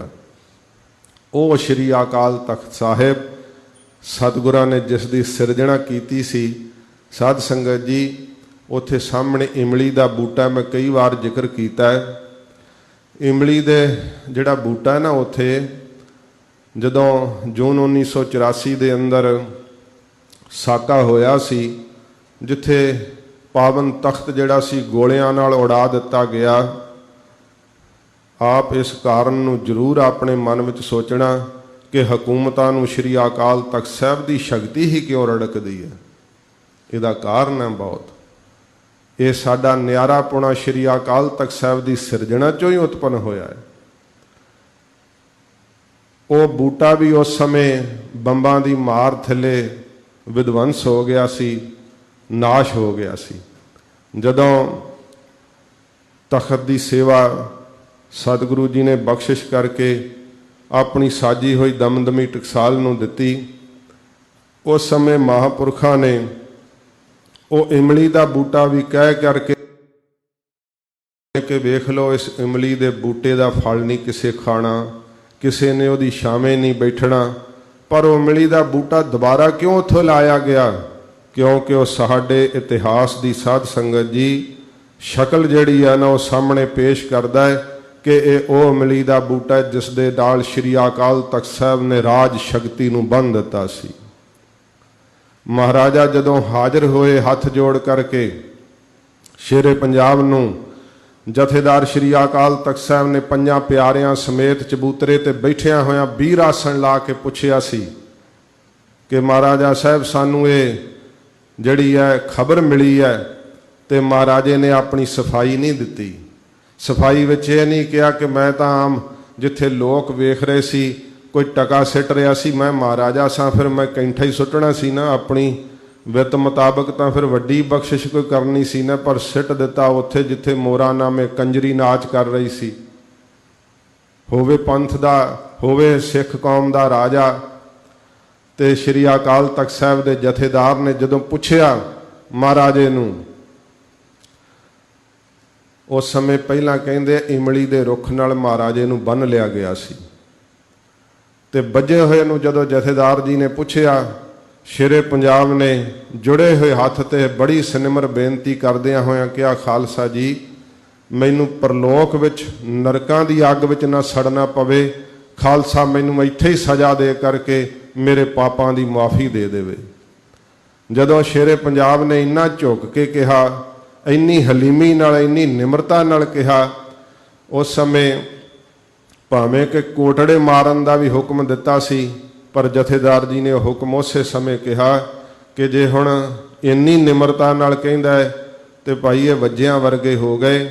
ਗਿਆਨੀ ਸੰਤ ਸਿੰਘ ਜੀ ਨੇ ਉਸ ਸਮੇਂ ਕਿਹਾ ਸੀ, ਮਹਾਰਾਜਾ ਗੁਰੂ ਮਹਾਰਾਜ ਦੇ ਘਰ ਇਹ ਸੇਵਾ ਜਿਹੜੀ ਹੈ ਤੈਨੂੰ ਕਰਾਉਣੀ ਚਾਹੀਦੀ ਹੈ। ਪੰਥ ਨੇ ਗੁਰਮਤਾ ਕਰਕੇ ਫਿਰ ਮਹਾਰਾਜੇ ਨੂੰ ਇਸ ਸੇਵਾ ਦੀ ਪ੍ਰੇਰਨਾ ਕੀਤੀ, ਤੇ ਸੱਚਖੰਡ ਸ਼੍ਰੀ ਹਰਿਮੰਦਰ ਸਾਹਿਬ ਜੀ ਇਮਾਰਤ ਦੇ ਉੱਤੇ ਸਾਧ ਸੰਗਤ ਜੀ ਸੋਨਾ ਮਹਾਰਾਜੇ ਨੇ ਸੇਵਾ ਵਜੋਂ ਚੜਾਇਆ, ਤੇ ਉਹਦੇ ਉੱਤੇ ਜਿਹੜੇ ਅੱਖਰ ਲਿਖੇ ਹੋਏ ਆ ਨਾ, ਜਦੋਂ ਆਪ ਦਰਸ਼ਨ ਕਰਨ ਜਾਓ ਤੇ ਉਹ ਅੱਖਰ ਪੜ੍ਹਿਓ। ਖਾਲਸੇ ਨੇ ਅੱਖਰ ਲਿਖੇ ਹੈ ਕਿ ਗੁਰੂ ਰਾਮਦਾਸ ਸਾਹਿਬ ਜੀ ਨੇ ਆਪਣਾ ਪਰਮ ਸੇਵਕ ਜਾਣ ਕਰਕੇ ਤੇ ਆਪਣੀ ਦਇਆ ਕਰਕੇ ਮਹਾਰਾਜੇ ਕੋਲੋਂ ਇਹ ਸੇਵਾ ਕਰਵਾਈ। ਦਇਆ ਕਰਕੇ ਤੇ ਪਰਮ ਸੇਵਕ ਜਾਣ ਕਰਕੇ ਇਹ ਅੱਖਰ ਲਿਖੇ ਹੋਏ ਹੈ। ਮਹਾਰਾਜੇ ਦਾ ਰਾਜ ਇੰਨਾ ਵੱਡਾ ਸੀ, ਚਾਹੁੰਦਾ ਤੇ ਜੋ ਮਰਜ਼ੀ ਕਰ ਸਕਦਾ ਸੀ, ਪਰ ਉਸ ਨੂੰ ਪਤਾ ਸੀ ਕਿ ਸਿੱਖੀ ਅਸੂਲ ਜੇ ਕਰਕੇ ਰਾਜ ਸ਼ਕਤੀ ਨਾਲ ਭੰਗ ਹੋਏ ਤਾਂ ਸਦੀਆਂ ਲਈ ਇਹ ਮੇਰਾ ਸਮਾਂ ਕਲੰਕਿਤ ਹੋ ਜਾਵੇਗਾ। ਸਦਾ ਸ਼੍ਰੀ ਅਕਾਲ ਤਖਤ ਸਾਹਿਬ ਦੇ ਅੱਗੇ ਜਿਹੜਾ ਝੁਕਿਆ, ਗੁਰੂ ਨਾਨਕ ਸਾਹਿਬ ਜੀ ਦੇ ਘਰ ਦੇ ਅੱਗੇ ਹੱਥ ਜੋੜੇ ਹੈ, ਉਸ ਨੂੰ ਸਦਾ ਇਤਿਹਾਸ ਨੇ ਸੁਨਹਿਰੀ ਅੱਖਰਾਂ ਵਿੱਚ ਯਾਦ ਕੀਤਾ ਹੈ। ਸ਼੍ਰੀ ਅਕਾਲ ਤਖਤ ਸਾਹਿਬ ਜੀ ਦਾ ਸਿਰਜਣਾ ਦਿਵਸ, ਆਪ ਜੀ ਭਾਵੇਂ ਕਿ ਪਿਛਲੇ ਹਫ਼ਤੇ ਵੀ ਜਿੱਥੇ ਸੈਕਰਾਮੈਂਟੋ ਵਿੱਚ ਵੀ ਮੈਂ ਹਾਜ਼ਰੀ ਭਰੀ ਸੀ, ਉੱਥੇ ਵੀ ਪੂਰਾ ਹਫ਼ਤਾ ਸ਼੍ਰੀ ਅਕਾਲ ਤਖਤ ਸਾਹਿਬ ਜੀ ਦੀ ਸਿਰਜਣਾ ਦਿਵਸ ਮਨਾਇਆ ਗਿਆ। ਤੇ ਨਹੀਂ ਸੀ ਪਹਿਲੋਂ ਮੈਨੂੰ ਪਤਾ, ਪਰ ਆ ਕੇ ਜਦੋਂ ਪਤਾ ਲੱਗਿਆ ਵੀ ਮਹਾਰਾਜ ਦੇ ਇਸ ਸਥਾਨ 'ਤੇ ਵੀ ਜੋ ਟਕਸਾਲ ਦਾ ਅਮਰੀਕਾ ਦੇ ਅੰਦਰ ਕੇਂਦਰੀ ਅਸਥਾਨ ਹੈ, ਇੱਥੇ ਵੀ ਮਹਾਰਾਜ ਸੱਚੇ ਪਾਤਸ਼ਾਹ ਜੀ ਦਾ ਇਹ ਪਵਿੱਤਰ ਦਿਹਾੜਾ ਮਨਾਇਆ ਜਾ ਰਿਹਾ ਹੈ। ਮਨ 'ਚ ਸੀ ਕਿ ਕੋਈ ਵਿਸ਼ੇਸ਼ ਕਥਾ ਕਰੀਏ, ਫਿਰ ਭਾਈ ਸਾਹਿਬ ਤੋਂ ਪਤਾ ਲੱਗਾ ਕਿ ਗੁਰੂ ਹਰਗੋਬਿੰਦ ਸਾਹਿਬ ਦੇ ਜੀਵਨ ਦੀ ਕਥਾ ਚੱਲ ਰਹੀ ਹੈ, ਤੇ ਫਿਰ ਅਸੀਂ ਕਿਹਾ ਕਿ ਉਸ ਚੱਲਦੀ ਕਥਾ ਵਿੱਚ ਹੀ ਜੇ ਤੁਸੀਂ ਕਹੋ ਤਾਂ ਹਾਜ਼ਰੀ ਭਰ ਦਈਏ ਜਾਂ ਵੱਖਰੀ ਕੋਈ ਕਥਾ ਕਰਨੀ ਹੈ। ਉਹਨਾਂ ਨੇ ਇੱਛਾ ਕੀਤੀ ਕਿ ਲੜੀਵਾਰ ਕਥਾ 'ਚ ਤੁਸੀਂ ਹਾਜ਼ਰੀ ਭਰੋ। ਇਤਿਹਾਸ ਗੁਰੂ ਹਰਗੋਬਿੰਦ ਸਾਹਿਬ ਸੱਚੇ ਪਾਤਸ਼ਾਹ ਜੀ ਮਹਾਰਾਜ ਦਾ ਪੂਰਾ ਹਫ਼ਤਾ ਆਪ ਸੰਗਤਾਂ ਨੇ ਸਰਵਣ ਕੀਤਾ ਹੈ। ਸ਼੍ਰੀ ਅਖੰਡ ਪਾਠ ਸਾਹਿਬ ਜੀ ਦੇ ਭੋਗ ਪਏ ਹੈ। ਮਹਾਰਾਜ ਜੀ ਨੇ ਭੋਗ ਤੇ ਜੋ ਸ਼੍ਰੀ ਮੁਖਵਾਕ ਬਖਸ਼ਿਸ਼ ਕੀਤਾ ਹੈ, ਥੋੜੇ ਸਮੇਂ ਲਈ ਸੱਚੇ ਪਾਤਸ਼ਾਹ ਜੀ ਦੇ ਸ਼ਬਦ ਨਾਲ ਆਪਣੀ ਸੁਰਤ ਜੋੜੀਏ। ਮਹਾਰਾਜ ਜੋ ਸਾਨੂੰ ਸਿੱਖਿਆ ਬਖਸ਼ਿਸ਼ ਕਰਦੇ ਆ, ਇਕਾਗਰਤਾ ਨਾਲ ਸਰਵਣ ਕਰੀਏ। ਸਤਿਗੁਰਾਂ ਦੇ ਪਾਵਨ ਚਰਨਾਂ ਦਾ ਧਿਆਨ ਕਰਦੇ ਹੋਏ ਆਖੋ ਜੀ ਸਤਿਨਾਮ ਸ਼੍ਰੀ ਵਾਹਿਗੁਰੂ ਸਾਹਿਬ ਜੀ। ਵਾਹਿਗੁਰੂ ਸਾਹਿਬ ਜੀ। ਸੋਰਠ ਮਹੱਲਾ ਪੰਜਵਾ। ਧੰਨ ਗੁਰੂ ਅਰਜਨ ਦੇਵ ਸੱਚੇ ਪਾਤਸ਼ਾਹ ਹਜੂਰ ਰਾਗ ਸੋਠ ਦੇ ਅੰਦਰ ਸ਼੍ਰੀ ਮੁਖਵਾਕ ਪਵਿੱਤਰ ਬਖਸ਼ਿਸ਼ ਕਰਦੇ ਹਨ। ਹਿਰਦੈ ਨਾਮ ਵਸਾਏ ਹੋ। ਸੱਚੇ ਪਾਤਸ਼ਾਹ ਜੀ ਕਹਿੰਦੇ ਐ ਨਾਮ ਨੂੰ ਜਿੱਥੇ ਆਪਣੀ ਜ਼ੁਬਾਨ ਤੇ ਧਰਨਾ ਹੈ ਨਾ, ਤੇ ਉਥੇ ਹਿਰਦੇ ਵਿੱਚ ਵਸਾਉਣਾ ਨਾਮ। ਹਿਰਦੇ ਵਿੱਚ ਨਾਮ ਪ੍ਰੀਤ ਤੋਂ ਬਿਨਾਂ ਨਹੀਂ ਵਸਦਾ। ਜੇ ਕਰਕੇ ਸਾਡਾ ਪਿਆਰ ਨਹੀਂ ਲੱਗਦਾ ਤੇ ਨਾਮ ਨਾਲ ਪ੍ਰੀਤ ਕਰਨੀ ਬੜੀ ਔਖੀ ਹੈ, ਬੜੀ ਡਾਢੀ ਔਖੀ ਹੈ। ਮਹਾਰਾਜ ਜੀ ਨੇ ਕਿਹਾ ਪ੍ਰੇਮ ਹਿਰਦੇ ਵਿੱਚ ਜਿਹੜਾ ਲੱਗਣਾ ਤਾਂ ਇਹ ਤਾਂ ਬੜੀ ਉੱਚੀ ਅਵਸਥਾ ਹੈ। ਮੁਖ ਤੋਂ ਨਾਮ ਆਖਣਾ ਬੜਾ ਔਖਾ ਹੈ। ਜਿਹੜਾ ਔਖਾ ਕਿਉਂ ਹੈ ਆਖਣਾ? ਕਿਉਂਕਿ ਮਨ ਦੀ ਰੁਚੀ ਨਾ ਹੋਣ ਕਰਕੇ। ਚੰਗੇ ਭਲੇ ਜੇ ਸਥਿਰ ਬੈਠੇ ਹੋ, ਜਪਜੀ ਸਾਹਿਬ ਦਾ ਪਾਠ ਸ਼ੁਰੂ ਕਰੋ, ਉਸੇ ਵੇਲੇ ਉਬਾਸੀਆਂ ਆਉਂਦੀਆਂ। ਉਸੇ ਸਮੇਂ ਹੀ ਸਰੀਰ ਆਲਸ ਵਿੱਚ ਆ ਜਾਂਦਾ ਹੈ, ਕਿਉਂਕਿ ਨਾਮ ਦੇ ਜਪਣ ਵੱਲ ਮਨ ਪ੍ਰਵਿਰਤ ਨਹੀਂ ਹੁੰਦਾ। ਇਹਦਾ ਰਸ ਆਉਣਾ ਬੜਾ ਦੁਸਤਰਵ ਹੈ, ਪਰ ਜਦੋਂ ਆਉਣ ਲੱਗ ਜਾਂਦਾ ਨਾ, ਇਹੋ ਜਿਹਾ ਕੋਈ ਆਨੰਦਿਤ ਰਸ ਵੀ ਨਹੀਂ ਹੈ। ਜਿਸ ਨੇ ਪਾਇਆ ਉਹ ਇਸ ਰਸ ਨੂੰ ਪਾ ਕਰਕੇ ਇਹੋ ਜਿਹਾ ਅਸਚਰਜ ਅਵਸਥਾ ਨੂੰ ਪ੍ਰਾਪਤ ਹੋਇਆ ਕਿ ਮੁਖ ਤੋਂ ਦੱਸ ਵੀ ਨਹੀਂ ਸਕਿਆ ਕਿ ਇਹਦਾ ਆਨੰਦ ਕੀ ਹੈ, ਇਹਦਾ ਰਸ ਕੀ ਹੈ। ਸਤਿਗੁਰੂ ਜੀ ਕਹਿੰਦੇ ਨੇ ਹਿਰਦੈ ਨਾਮ ਵਸਾਏ ਹੋ। ਜੇ ਗੁਰਸਿੱਖੋ ਹਿਰਦੇ ਦੇ ਅੰਦਰ ਵਸਾਉਣਾ ਤੋ ਮਾਇਆ ਦਾ ਪਿਆਰ ਨਾ ਵਸਾਓ। ਸੰਸਾਰ ਦੇ ਅੰਦਰ ਮਾਇਆ ਸਰੀਰ ਤੱਕ ਸੀਮਤ ਰੱਖੋ। ਸੰਸਾਰ ਦੇ ਪਦਾਰਥ ਸਰੀਰ ਤੱਕ ਸੀਮਤ ਰੱਖੋ, ਕਿਉਂਕਿ ਲੋੜਾਂ ਨੇ ਸਰੀਰ ਦੀਆਂ, ਪਰ ਹਿਰਦੇ ਵਿੱਚ ਇਹਨਾਂ ਪਦਾਰਥਾਂ ਦੀ ਪ੍ਰੀਤ ਨੂੰ ਥਾਂ ਨਾ ਦਿਓ। ਹਿਰਦੇ ਦੇ ਅੰਦਰ ਮਾਇਆ ਦੇ ਪਿਆਰ ਨੂੰ ਥਾਂ ਨਾ ਦਿਓ। ਹਿਰਦੇ ਦੇ ਅੰਦਰ ਵਾਹਿਗੁਰੂ ਦੇ ਨਾਮ ਨੂੰ ਮਹਾਰਾਜ ਕਹਿੰਦੇ ਭਾਈ ਵਸਾਉਣਾ ਕਰੋ। ਘਰ ਬੈਠੇ ਗੁਰੂ ਧਿਆਏ ਹੋ। ਜਦੋਂ ਹਿਰਦੇ ਵਿੱਚ ਵਸਿਆ ਨਾਮ, ਜਿਹੜਾ ਘਰ ਸ਼ਬਦ ਹੈ ਨਾ ਸਾਧ ਸੰਗਤ ਜੀ, ਇਹ ਮਹਾਰਾਜ ਜੀ ਨੇ ਸਰੀਰ ਰੂਪੀ ਘਰ ਨੂੰ ਵੀ ਵਰਤਿਆ ਹੈ। ਘਰ ਸ਼ਬਦ ਕਿ ਆਪਣੇ ਸਰੀਰ ਦੇ ਅੰਦਰ ਅੰਤਰਮੁਖੀ ਬਿਰਤੀ ਕਰਕੇ ਜਪਿਆ ਜਾਂਦਾ ਹੈ। ਜਦੋਂ ਨਾਮ ਹਿਰਦੇ ਵਿੱਚ ਵਸ ਜਾਵੇ, ਉਦੋਂ ਬਾਹਰ ਕੌਣ ਕੀ ਕਰ ਰਿਹਾ ਹੈ ਇਹ ਸਾਡੀਆਂ ਅੱਖਾਂ ਵੇਖ ਕਰਕੇ ਬੁੱਧੀ ਨਿਰਣਾ ਨਹੀਂ ਕਰਦੀ। ਫਿਰ ਸਾਡੀਆਂ ਅੱਖਾਂ ਕੀ ਵੇਖਦੀਆਂ ਨੇ? ਜਦੋਂ ਹਿਰਦੇ 'ਚ ਨਾਮ ਵਸਿਆ ਹੁੰਦਾ ਹੈ, ਜੋ ਕੁਝ ਦੇਖਦੀਆਂ ਨੇ ਸਭ ਕੁਝ ਵਾਹਿਗੁਰੂ ਦਾ ਰੂਪ ਦਿਸਦਾ ਹੈ। ਕੋਈ ਵੀ ਦਵੈਤ ਨਹੀਂ ਦਿਸਦੀ, ਕਿਸੇ ਪ੍ਰਕਾਰ ਦੁੰਦਵਾਦ ਨਹੀਂ ਅੰਦਰ ਰਹਿੰਦਾ। ਸਤਿਗੁਰੂ ਜੀ ਕਹਿੰਦੇ ਭਾਈ ਉਹ ਆਪਣੇ ਸਰੀਰ ਰੂਪੀ ਘਰ ਦੇ ਅੰਦਰ ਉਹਨਾਂ ਦੀ ਸੁਰਤ ਮੁੜ ਜਾਂਦੀ ਹੈ।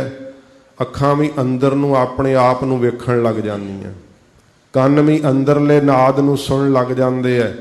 ਰਸਨਾ ਬਾਹਰਲੇ ਰਸਾਂ ਨੂੰ ਛੱਡ ਕੇ ਅੰਦਰਲਾ ਰਸ ਚੱਖਣ ਲੱਗ ਪੈਂਦੀ ਹੈ। ਸੱਚੇ ਪਾਤਸ਼ਾਹ ਮਹਾਰਾਜ ਕਹਿੰਦੇ ਇਉਂ ਘਰ ਦੇ ਅੰਦਰ ਬੈਠਿਆ ਜਾਂਦਾ ਹੈ। ਇਹਦਾ ਅਰਥ ਇਹ ਨਾ ਸਮਝ ਲੈਣਾ ਕਿ ਘਰ ਬੈਠੇ ਟੈਲੀਵਿਜ਼ਨ ਵੇਖੀ ਜਾਓ ਤੇ ਸੰਗਤ ਵਿੱਚ ਆਉਣ ਦੀ ਲੋੜ ਕੋਈ ਨਹੀਂ। ਕਈ ਇਉਂ ਸੋਚ ਲੈਂਦੇ ਆ, ਘਰ ਵਿੱਚ ਬੈਠੇ ਹੋਏ ਚੈਨਲ ਬਦਲੀ ਜਾਣੇ, ਗੱਲਾਂ ਗੱਪਾਂ ਮਾਰੀ ਜਾਣੀਆਂ, ਤਰ੍ਹਾਂ ਤਰ੍ਹਾਂ ਦੇ ਪਦਾਰਥ ਛਕੀ ਜਾਣੇ, ਇੱਕ ਛੁੱਟੀ ਵਾਲਾ ਦਿਨ ਵੀ ਸੰਗਤ ਵਿੱਚ ਨਾ ਆ ਕਰਕੇ ਬਤੀਤ ਕਰਨਾ। ਇਹੋ ਜਿਹਾ ਘਰ ਠਹਿਰਨ ਵਾਸਤੇ ਆਗਿਆ ਨਹੀਂ ਕੀਤੀ। ਮਹਾਰਾਜ ਕਹਿੰਦੇ ਭਾਈ ਸੰਗਤ ਕਰਨੀ ਹੈ, ਤੇ ਸੰਗਤ ਬਹੁਤੇ ਇਕੱਠ ਦਾ ਨਾਮ ਵੀ ਸੰਗਤ ਨਹੀਂ ਹੁੰਦਾ।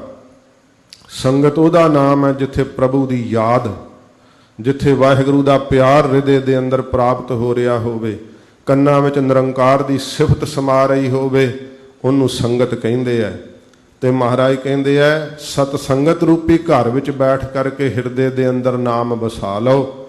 ਜੇ ਸਤ ਸੰਗਤ ਰੂਪੀ ਘਰ ਅੰਦਰ ਬੈਠ ਕੇ ਵੀ ਨਾਮ ਦਾ ਪ੍ਰਸਾਦ ਨਾ ਪਾਇਆ ਤੇ ਫਿਰ ਕਿੱਥੋਂ ਨਾਮ ਦਾ ਪ੍ਰਸਾਦ ਪਾਵੇਂਗਾ? ਜੇ ਕਰਕੇ ਮਨ ਨਹੀਂ ਵੀ ਲੱਗਦਾ ਤਾਂ ਵੀ ਜੇ ਨਾਮ ਜਪੇਗਾ, ਨਾਮ ਤੇਰੇ ਕੀਤੇ ਪਿਛਲੇ ਪਾਪ ਨਾਸ਼ ਕਰ ਦਿੰਦਾ। ਜਿਸ ਕਰਕੇ ਮਨ ਤੇ ਮੈਲ ਹੋਣ ਕਰਕੇ ਨਾਮ ਵਿੱਚ ਮਨ ਨਹੀਂ ਨਾ ਲੱਗਦਾ, ਤੇ ਸਮਝੋ ਉਦੋਂ ਮਨ ਦੀ ਮੈਲ ਲੱਥਦੀ ਹੈ, ਜਿਸ ਕਰਕੇ ਮਨ ਨਹੀਂ ਲੱਗ ਰਿਹਾ ਹੁੰਦਾ।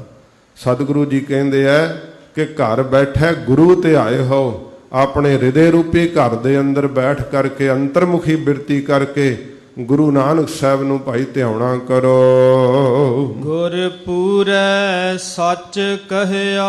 ਇਹ ਪੂਰੇ ਗੁਰੂ ਨਾਨਕ ਸਾਹਿਬ ਨੇ ਸੱਚ ਉਪਦੇਸ਼ ਆਪਣੇ ਮੁਖ ਤੋਂ ਕਿਹਾ ਏ। ਸੋ ਸੁਖ ਸਾਚਾ ਲਹਿਆ। ਜਿਹੜਾ ਸੱਚਾ ਸੁਖ ਹੈ ਨਾ, ਕਦੇ ਨਹੀਂ ਨਾਸ਼ ਹੋਣ ਵਾਲਾ, ਉਹ ਫਿਰ ਲਹਿਆ ਪ੍ਰਾਪਤ ਹੋਇਆ ਹੈ ਗੁਰਸਿੱਖਾਂ ਨੂੰ। ਜਦੋਂ ਬਿਰਤੀ ਅੰਤਰਮੁਖੀ ਹੋਈ ਹੈ ਉਦੋਂ ਪ੍ਰਾਪਤ ਹੋਇਆ ਹੈ। ਜਦੋਂ ਸਾਰੀਆਂ ਇੰਦਰੀਆਂ ਦੀਆਂ ਸ਼ਕਤੀਆਂ ਵੀ ਬਾਹਰ ਨੂੰ ਵਗਦੀਆਂ ਰਹੀਆਂ, ਮਨ ਵੀ ਬਾਹਰ ਮੁਖੀ ਹੋਇਆ ਰਿਹਾ, ਉਹਨਾਂ ਚਿਰ ਸੱਚਾ ਸੁਖ ਨਹੀਂ ਪ੍ਰਾਪਤ ਹੋਇਆ। ਸੱਚਾ ਸੁਖ ਤਾਂ ਉਦੋਂ ਪ੍ਰਾਪਤ ਹੋਣਾ ਜਦੋਂ ਤੂੰ ਮਨ ਕਰਕੇ ਆਪਣੇ ਗੁਰੂਦੇਵ ਦੇ ਨੇੜੇ ਚਲੇ ਗਿਆ, ਸੱਚੇ ਪਾਤਸ਼ਾਹ ਜੀ ਦੇ ਚਰਨਾਂ ਵਿੱਚ ਤੇਰੀ ਸੁਰਤ ਜੁੜਨ ਲੱਗ ਪਈ। ਮਹਾਰਾਜ ਕਹਿੰਦੇ ਭਾਈ ਉਦੋਂ ਸੱਚੇ ਨਾਮ ਦਾ ਪ੍ਰਸਾਦ ਜਿਹੜਾ ਨਾ ਉਹ ਤੈਨੂੰ ਪ੍ਰਾਪਤ ਹੋ ਜਾਵੇਗਾ। ਆਪਣਾ ਹੋਇਓ ਗੁਰ ਮਿਹਰਵਾਨਾ। ਗੁਰੂ ਸਾਹਿਬ ਉਦੋਂ ਆਪਣੇ ਪ੍ਰਤੀਤ ਹੁੰਦੇ ਆ। ਹੁਣ ਮਹਾਰਾਜ ਅਗਿਆਨ ਕਾਲ ਵਿੱਚ ਬਗਾਨੇ ਪ੍ਰਤੀਤ ਹੁੰਦੇ ਆ। ਅਸੀਂ ਆਪਣਾ ਦਾਇਰਾ ਜਿੰਨਾ ਕੁ ਬਣਾਇਆ ਹੋਇਆ ਨਾ, ਵਾਹਿਗੁਰੂ ਦੇ ਨਾਮ ਰਸ ਤੋਂ ਭੁੱਲ ਕਰਕੇ, ਉਹ ਸਾਡਾ ਸਾਰਾ ਦਾਇਰਾ ਸੰਸਾਰ ਤੱਕ ਸੀਮਤ ਹੈ। ਤੇ ਉਸ ਦਾਇਰੇ ਵਿੱਚ ਅਸੀਂ ਕਹਿੰਦੇ ਘਰ ਮੇਰਾ, ਬੱਚੇ ਮੇਰੇ, ਪਰਿਵਾਰ ਮੇਰਾ, ਜਾਇਦਾਦ ਮੇਰੀ, ਸਭ ਕੁਛ ਆਪਣਾ, ਇੱਕ ਰਾਮ ਪਰਾਇਆ। ਇੱਕ ਜਿਹੜੇ ਸਤਿਗੁਰਾਂ ਨੇ ਪਰਿਵਾਰ ਵਾਰ ਕੇ ਸਿੱਖੀ ਦਿੱਤੀ ਉਹ ਫਿਰ ਪਰਾਏ, ਤੇ ਬਾਕੀ ਸਾਰਾ ਕੁਝ ਮੇਰਾ। ਸੱਚੇ ਪਾਤਸ਼ਾਹ ਕਹਿੰਦੇ ਐ ਇਹ ਤੇਰੀ ਬੜੀ ਅਗਿਆਨਤਾ ਹੈ, ਤੂੰ ਭੁੱਲ ਕੇ ਰੇਤ ਨੂੰ ਮੁੱਠੀ ਵਿੱਚ ਪਕੜ ਕੇ ਕਹਿ ਰਿਹਾ ਕਿ ਇਹ ਮੈਂ ਮੁੱਠੀ ਵਿੱਚ ਫੜੀ ਰੱਖਣੀ ਹੈ। ਗੁਰੂ ਜੀ ਦੇ ਗਿਆਨ ਨੂੰ ਪ੍ਰਾਪਤ ਕਰ ਲੈ, ਜਿਸ ਤੇ ਮਿਹਰ ਕਰ ਰਿਹਾ ਤੇਰੇ ਹੱਥ ਵਿੱਚੋਂ ਕਿਰ ਜਾਣਿਆ ਸਭ ਕੁਝ। ਇਹ ਤੇਰਾ ਹੈ ਹੀ ਨਹੀਂ, ਤੇਰੇ ਸਰੀਰ ਤੋਂ ਪਹਿਲਾਂ ਕਿਸੇ ਹੋਰ ਦਾ ਸੀ, ਤੇਰੇ ਸਰੀਰ ਤੋਂ ਬਾਅਦ ਕਿਸੇ ਹੋਰ ਨੇ ਇਹਦਾ ਮਾਲਕ ਹੋ ਜਾਣਾ। ਕਿਸ ਚੀਜ਼ ਦਾ ਮਿਹਰ ਕਰ ਰਿਹਾ? ਆਪਣੇ ਹਨ ਤਾਂ ਗੁਰੂ ਨਾਨਕ ਸਾਹਿਬ ਹਨ, ਬਾਕੀ ਸਭ ਕੁਝ ਪਰਾਇਆ ਇਸ ਸੰਸਾਰ ਦੇ ਅੰਦਰ। ਤੂੰ ਗੁਰੂ ਨੂੰ ਆਪਣਾ ਨਹੀਂ ਬਣਾਇਆ। ਸਤਿਗੁਰੂ ਜੀ ਫਰਮਾਉਂਦੇ ਹਨ, ਆਪਣਾ ਹੋਇਓ ਗੁਰ ਮਿਹਰਵਾਨਾ। ਜਦੋਂ ਗੁਰੂ ਸਾਹਿਬ ਨੂੰ ਤੂੰ ਆਪਣਾ ਬਣਾ ਲਿਆ ਨਾ, ਤੇ ਸਤਿਗੁਰੂ ਤੇਰੇ ਆਪਣੇ ਜਦੋਂ ਬਣ ਗਏ, ਤੇਰੇ ਤੇ ਫਿਰ ਮਿਹਰਬਾਨ ਹੋਣਗੇ। ਸੱਚੇ ਪਾਤਸ਼ਾਹ ਮਹਾਰਾਜ ਨੂੰ ਪਿਆਰ ਦੇ ਨਾਲ ਕੋਈ ਸਿੱਖ ਫਰਿਆਦ ਕਰਦਾ ਨਾ, ਤੇ ਗਰੀਬ ਨਿਵਾਜ ਸੱਚੇ ਪਾਤਸ਼ਾਹ ਜੀ ਦਾ ਇਹ ਪਵਿੱਤਰ ਇਤਿਹਾਸ ਕਹਿੰਦਾ ਏ ਕਿ ਸੱਚੇ ਪਾਤਸ਼ਾਹ ਮਹਾਰਾਜ ਨੇ ਭਾਈ ਬੁੱਧੂ ਨੂੰ ਦਿੱਤਾ ਹੋਇਆ ਬਚਨ ਗੁਰੂ ਰਾਮਦਾਸ ਸਾਹਿਬ ਜੀ ਨੂੰ ਸੰਬੋਧਨ ਹੋ ਕੇ ਪ੍ਰਿਥੀ ਚੰਦ ਕਹਿੰਦਾ, ਇਸ ਕੰਗਾਲ ਸਿੱਖ ਦੇ ਕਰਕੇ ਤੁਸੀਂ ਮੇਰੀ ਨਰਾਦਰੀ ਕਰ ਰਹੇ ਹੋ। ਆਪਣੇ ਪਿਤਾ ਗੁਰੂ ਰਾਮਦਾਸ ਸਾਹਿਬ ਨੂੰ ਕਿਹਾ। ਹਜੂਰ ਗੁਰੂ ਰਾਮਦਾਸ ਸੱਚੇ ਪਾਤਸ਼ਾਹ ਨੂੰ ਇੰਨਾ ਰੋਹ ਆਇਆ, ਸਤਿਗੁਰੂ ਜੀ ਕਹਿੰਦੇ, ਉਹ ਪ੍ਰਿਥੀ ਚੰਦ ਤੂੰ ਸਾਡੇ ਸਿੱਖ ਨੂੰ ਕੰਗਾਲ ਕਿਹਾ, ਜਾਂ ਤੇਰੀਆਂ ਆਉਣ ਵਾਲੀਆਂ ਬੰਸਾਂ ਸਾਡੇ ਸਿੱਖਾਂ ਤੋਂ ਮੰਗ ਕੇ ਖਾਇਆ ਕਰਨਗੀਆਂ। ਇਹ ਸਤਿਗੁਰੂ ਨੇ ਆਪਣੇ ਪੁੱਤਰ ਨੂੰ ਕਹਿ ਦਿੱਤਾ, ਲਿਹਾਜ਼ ਨਹੀਂ ਰੱਖਿਆ। ਮਹਾਰਾਜ ਇੰਨਾ ਪਿਆਰ ਕਰਦੇ ਐ ਜਿਸ ਪਿਆਰ ਨੂੰ ਬਿਆਨ ਨਹੀਂ ਕੀਤਾ ਜਾ ਸਕਦਾ। ਸਤਿਗੁਰੂ ਜੀ ਕਹਿੰਦੇ, ਮਹਾਰਾਜ ਭਾਈ ਆਪਣਾ ਬਣਾ ਲੈਂਦੇ ਐ, ਜੇ ਤੂੰ ਵੀ ਮਹਾਰਾਜ ਨੂੰ ਆਪਣਾ ਬਣਾ ਲੈ ਤਾਂ ਸਤਿਗੁਰੂ ਤੇਰੇ ਤੇ ਮਿਹਰਬਾਨਗੀ ਕਰਨਗੇ। ਆਨੰਦ ਸੁਖ ਕਲਿਆਣ ਮੰਗਲ ਸਿਉ। ਤੈਨੂੰ ਆਨੰਦ ਅੰਦਰਲਾ ਪ੍ਰਗਟ ਹੋਆਵੇਗਾ, ਪ੍ਰਾਪਤ ਹੋ ਜਾਵੇਂਗਾ। ਘਰ ਆਏ ਕਰ ਇਸਨਾਨਾ। ਨਾਮ ਜਲ ਵਿੱਚ ਇਸ਼ਨਾਨ ਕਰਕੇ, ਇਹ ਸਾਧ ਸੰਗਤ ਰੂਪੀ ਜਲ ਵਿੱਚ ਇਸ਼ਨਾਨ ਕਰਕੇ ਆਪਣੇ ਸਰੂਪ ਰੂਪੀ ਘਰ ਦੇ ਅੰਦਰ ਆ ਜਾਵੇਂਗਾ। ਤੈਨੂੰ ਆਪਣੇ ਅਸਲ ਦੀ ਪਹਿਚਾਣ ਲੱਗ ਜਾਵੇਗੀ ਕਿ ਮੈਂ ਦੇਹ ਨਹੀਂ ਹਾਂ। ਜੰਮਣ ਮਰਨ ਤੋਂ ਬਾਹਰ ਆ ਜਾਵੇਂਗਾ, ਆਪਣੇ ਅਸਲ ਸਰੂਪ ਨੂੰ ਪਹਿਚਾਣ ਲਵੇਂਗਾ। ਰਹਾਉ ਵਿਸ਼ਰਾਮ ਦੇ ਕੇ ਮਹਾਰਾਜ ਫਰਮਾਉਂਦੇ ਹਨ, ਸਾਚੀ ਗੁਰ ਵਡਿਆਈ। ਮੇਰੇ ਗੁਰੂ ਨਾਨਕ ਸਾਹਿਬ ਦੀ ਵਡਿਆਈ ਸੱਚੀ ਹੈ ਤੇ ਸਦਾ ਰਹਿਣ ਵਾਲੀ ਹੈ। ਤਾ ਕੀ ਕੀਮਤ ਕਹਿਣ ਨਾ ਜਾਈ। ਪੂਰੇ ਗੁਰੂ ਜੀ ਦੀ ਵਡਿਆਈ ਦੀ ਜਿਹੜੀ ਕੀਮਤ ਹੈ ਨਾ, ਮਹਾਰਾਜ ਕਹਿੰਦੇ ਕਹੀ ਨਹੀਂ ਜਾ ਸਕਦੀ। ਸਾਰੇ ਵਡਿਆਈ ਗਾਉਂਦੇ ਆ ਪਰ ਉਹਨਾਂ ਕੋਲੋਂ ਵੀ ਅੰਤ ਨਹੀਂ ਪਾਇਆ ਜਾਂਦਾ।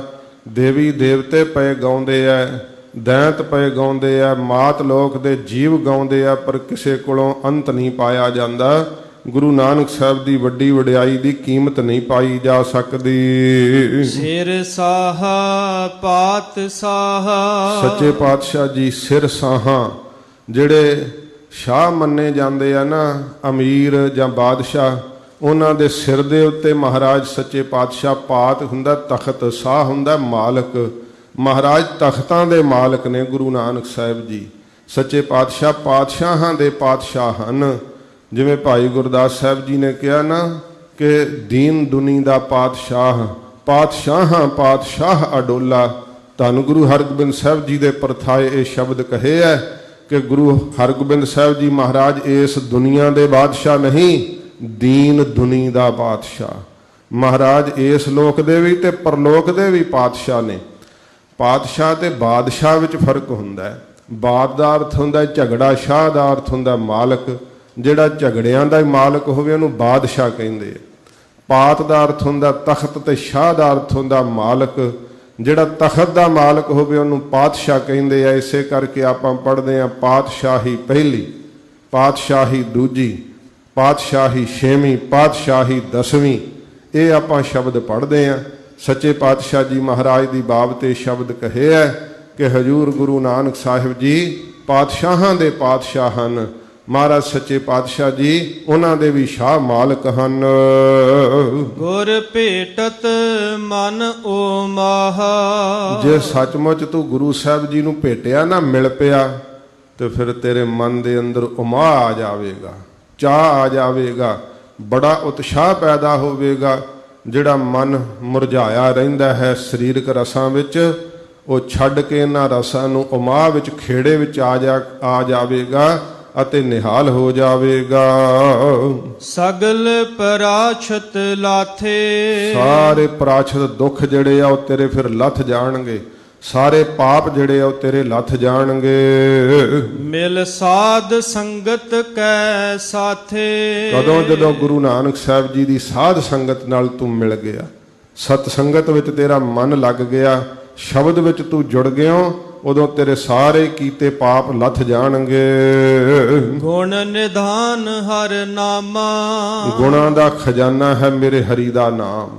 ਇੱਕ ਗੁਣ ਨਹੀਂ, ਸਾਰੇ ਗੁਣਾਂ ਦਾ ਖਜ਼ਾਨਾ ਹੈ ਵਾਹਿਗੁਰੂ ਦਾ ਨਾਮ।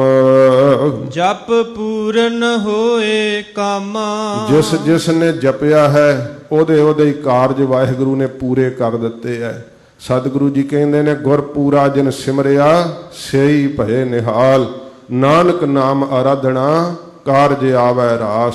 ਕੀਤਾ ਲੋੜੀਆ ਕੰਮ ਸੁਹਰ ਭਏ ਆਖੀਐ। ਕਾਰਜ ਦੇ ਸਵਾਰ ਸਤਿਗੁਰ ਸੱਚ ਸਾਖੀਐ। ਪੂਰੇ ਗੁਰੂ ਜੀ ਆਪ ਹੀ ਫਿਰ ਵਿਘਨਾਂ ਨੂੰ ਕੱਟ ਕੇ ਸਭ ਕਾਰਜ ਮਹਾਰਾਜ ਰਾਸ ਕਰ ਦਿੰਦੇ ਐ। ਸਭ ਤੋਂ ਵੱਡਾ ਕਾਰਜ ਹੁੰਦਾ ਹੈ ਕਿ ਮੈਨੂੰ ਮੁਕਤ ਵੀ ਮਿਲ ਜਾਵੇ। ਮਹਾਰਾਜ ਮੁਕਤ ਵੀ ਦੇ ਦਿੰਦੇ ਐ। ਫਿਰ ਇਹ ਕਾਰਜ ਹੁੰਦਾ ਸੰਸਾਰ ਦੇ ਅੰਦਰ ਮੇਰੇ ਸਾਰੇ ਹੀ ਕੰਮ ਪੂਰੇ ਹੋ ਜਾਣ। ਸਤਿਗੁਰੂ ਜੀ ਉਹ ਵੀ ਸਾਰੇ ਕਾਰਜ ਪੂਰੇ ਕਰ ਦਿੰਦੇ ਆ। ਗੁਰ ਕੀਨੋ ਮੁਕਤ ਦੁਆਰਾ। ਸਤਿਗੁਰੂ ਜੀ ਨੇ ਅਵਤਾਰ ਧਾਰ ਕੇ ਸਿੱਖੀ ਬਖਸ਼ਿਸ਼ ਕੀਤੀ ਹੈ, ਮੁਕਤੀ ਦਾ ਦੁਆਰਾ ਹੀ ਪ੍ਰਗਟ ਕੀਤਾ ਹੈ। ਫਿਰ ਮਹਾਰਾਜ ਨੇ ਸੰਗਤ ਸਾਜੀ ਹੈ। ਇਹ ਕਲਯੁਗ ਦੇ ਅੰਦਰ ਮੁਕਤੀ ਦਾ ਦੁਆਰਾ ਹੀ ਸਤਿਗੁਰਾਂ ਪ੍ਰਗਟ ਕਰ ਦਿੱਤਾ ਹੈ। ਮਹਾਰਾਜ ਦੇ ਦੋ ਸਿੱਖ ਹੋਏ ਹੈ, ਪ੍ਰਿਥੀਮਲ ਸੈਗਲ ਤੇ ਰਾਮਾ ਟਿੱਡੀ। ਇਹ ਨਾਮ ਆਉਂਦੇ ਉਹਨਾਂ ਦੇ ਇਤਿਹਾਸ ਵਿੱਚ। ਕਹਿੰਦੇ ਮਹਾਰਾਜ ਸੰਸਾਰ ਵਿੱਚ ਸਾਰਾ ਕੁਝ ਪ੍ਰਾਪਤ ਹੈ, ਪਰ ਮਹਾਰਾਜ ਹੁਣ ਇੱਛਾ ਜਾਗੀ ਹੈ ਤੁਹਾਡੇ ਦਰਸ਼ਨ ਕਰਕੇ ਮੁਕਤੀ ਦਾ ਰਾਹ ਦੱਸੋ। ਸਤਿਗੁਰੂ ਜੀ ਕਹਿੰਦੇ ਪ੍ਰਿਥੀਮਲ ਸੈਗਲ ਸਵੇਰੇ ਤੇ ਸ਼ਾਮ ਦੋਵੇਂ ਵਕਤ ਸੰਗਤ ਵਿੱਚ ਆ ਕਰਕੇ ਕੀਰਤਨ ਸੁਣਿਆ ਕਰਿਓ, ਮੁਕਤ ਹੋ ਜਾਓਗੇ। ਬੜੇ ਹੈਰਾਨ ਹੋਏ। ਮਹਾਰਾਜ ਯਕੀਨ ਨਹੀਂ ਆਉਂਦਾ। ਸਤਿਗੁਰੂ ਜੀ ਕਹਿੰਦੇ ਕੀ ਕਾਰਨ? ਕਹਿੰਦੇ ਮਹਾਰਾਜ ਇਹ ਛੋਟਾ ਜਿਹਾ ਸਾਧਨ ਮੈਂ ਤੇ ਐਡਾ ਵੱਡਾ ਮੁਕਤੀ ਦਾ ਪ੍ਰਸਾਦ ਮਿਲ ਜਾਂਦਾ। ਮਹਾਰਾਜ ਕਹਿੰਦੇ ਹਾਂ। ਕਹਿੰਦੇ ਸਤਿਗੁਰੂ ਜੀ ਵਿਸ਼ਵਾਸ ਨਹੀਂ ਹੁੰਦਾ। ਅਸੀਂ ਤਾਂ ਸੋਚਿਆ ਸੀ ਤੁਸੀਂ ਕਹੋਗੇ ਧੂਣੀਆਂ ਤੌਣੀਆਂ ਪੈਣਗੀਆਂ, ਕੋਈ ਬਰਫੀਲੀਆਂ ਚੋਟੀਆਂ ਤੇ ਤਪੱਸਿਆ 12-12 ਸਾਲ ਕਰਨੀ ਪਵੇਗੀ, ਐਡਾ ਕੋਈ ਔਖਾ ਸਾਧਨ ਦੱਸੋਗੇ। ਤੇ ਫਿਰ ਮਹਾਰਾਜ ਜੀ ਨੇ ਆਖਿਆ ਸੀ, ਹੇ ਪ੍ਰਿਥੀਮਲ ਸੈਗਲ, ਲੱਕੜਹਾਰਾ ਸਾਰਾ ਦਿਨ ਜੰਗਲ ਵਿੱਚ ਲੱਕੜਾਂ ਕੱਟਦਾ, ਕਿੱਡੀ ਮਿਹਨਤ ਕਰਦਾ, ਪਰ ਉਹਦੀ ਮਜ਼ਦੂਰੀ ਬਹੁਤ ਥੋੜੀ ਮਿਲਦੀ ਉਹਨੂੰ ਜਦੋਂ ਵੇਚਦਾ ਲੱਕੜਾਂ ਨੂੰ ਆ ਕੇ। ਪਰ ਜਿਹੜੇ ਹੋਰ ਵਪਾਰੀ ਲੋਕ ਹੁੰਦੇ ਆ ਨਾ, ਚੀਜ਼ਾਂ ਵਸਤਾਂ ਦਾ ਸੰਖੇਪ ਵਿੱਚ ਬੇਨਤੀ ਕਰਾਂ, ਇਹਦਾ ਵਿਸਥਾਰ ਹੈ ਉੱਦਾਂ, ਉਹਨਾਂ ਨੂੰ ਲੱਕੜਹਾਰੇ ਤੋਂ ਮਿਹਨਤ ਹੋਰ ਘਟ ਜਾਂਦੀ ਹੈ, ਪਰ ਲਾਭ ਲੱਕੜਹਾਰੇ ਨਾਲੋਂ ਹੋਰ ਵੱਧ ਮਿਲ ਜਾਂਦਾ। ਫਿਰ ਸੋਨੇ ਦੇ ਵਪਾਰੀ ਹੁੰਦੇ, ਉਹਨਾਂ ਦੀ ਮਿਹਨਤ ਹੋਰ ਘਟ ਜਾਂਦੀ ਹੈ, ਲਾਭ ਵੱਧ ਜਾਂਦਾ ਹੈ। ਅਖੀਰ ਤੇ ਮਹਾਰਾਜ ਕਹਿੰਦੇ ਹੀਰਿਆਂ ਦੇ ਵਪਾਰੀ ਹੁੰਦੇ ਐ, ਉਹਨਾਂ ਦੀ ਮਿਹਨਤ ਤਾਂ ਨਾ ਮਾਤਰ ਹੀ ਹੁੰਦੀ ਹੈ, ਲੱਕੜਹਾਰੇ ਦੇ ਬਰਾਬਰ, ਤੇ ਲਾਭ ਤਾਂ ਉਹ ਇੱਕ ਗਾਹਕ ਤੋਂ ਹੀ ਸਾਲ ਦਾ ਇਕੱਠਾ ਹੀ ਖੱਟ ਲੈਂਦੇ ਐ। ਸਤਿਗੁਰੂ ਜੀ ਕਹਿੰਦੇ ਨਾਮ ਦਾ ਜਪਣਾ ਕਲਯੁਗ ਦੇ ਅੰਦਰ ਹੀਰਿਆਂ ਦੇ ਵਪਾਰ ਕਰਨ ਦੀ ਨਿਆਈ ਹੈ। ਜੇ ਤੁਸੀਂ ਹੁਣ ਧੂਣੀਆਂ ਤੌਣੀਆਂ ਮੰਤਰਾਂ ਦੇ ਜਾਪ ਕਰਨੇ, ਪਾਣੀ 'ਚ ਖਲੋ ਕੇ ਜਲ ਧਾਰੇ ਕਰਨੇ ਐ, ਉਹ ਤਾਂ ਫਿਰ ਲੱਕੜਹਾਰੇ ਦੀ ਤਰ੍ਹਾਂ ਫਲ ਬਹੁਤ ਥੋੜਾ ਹੈ।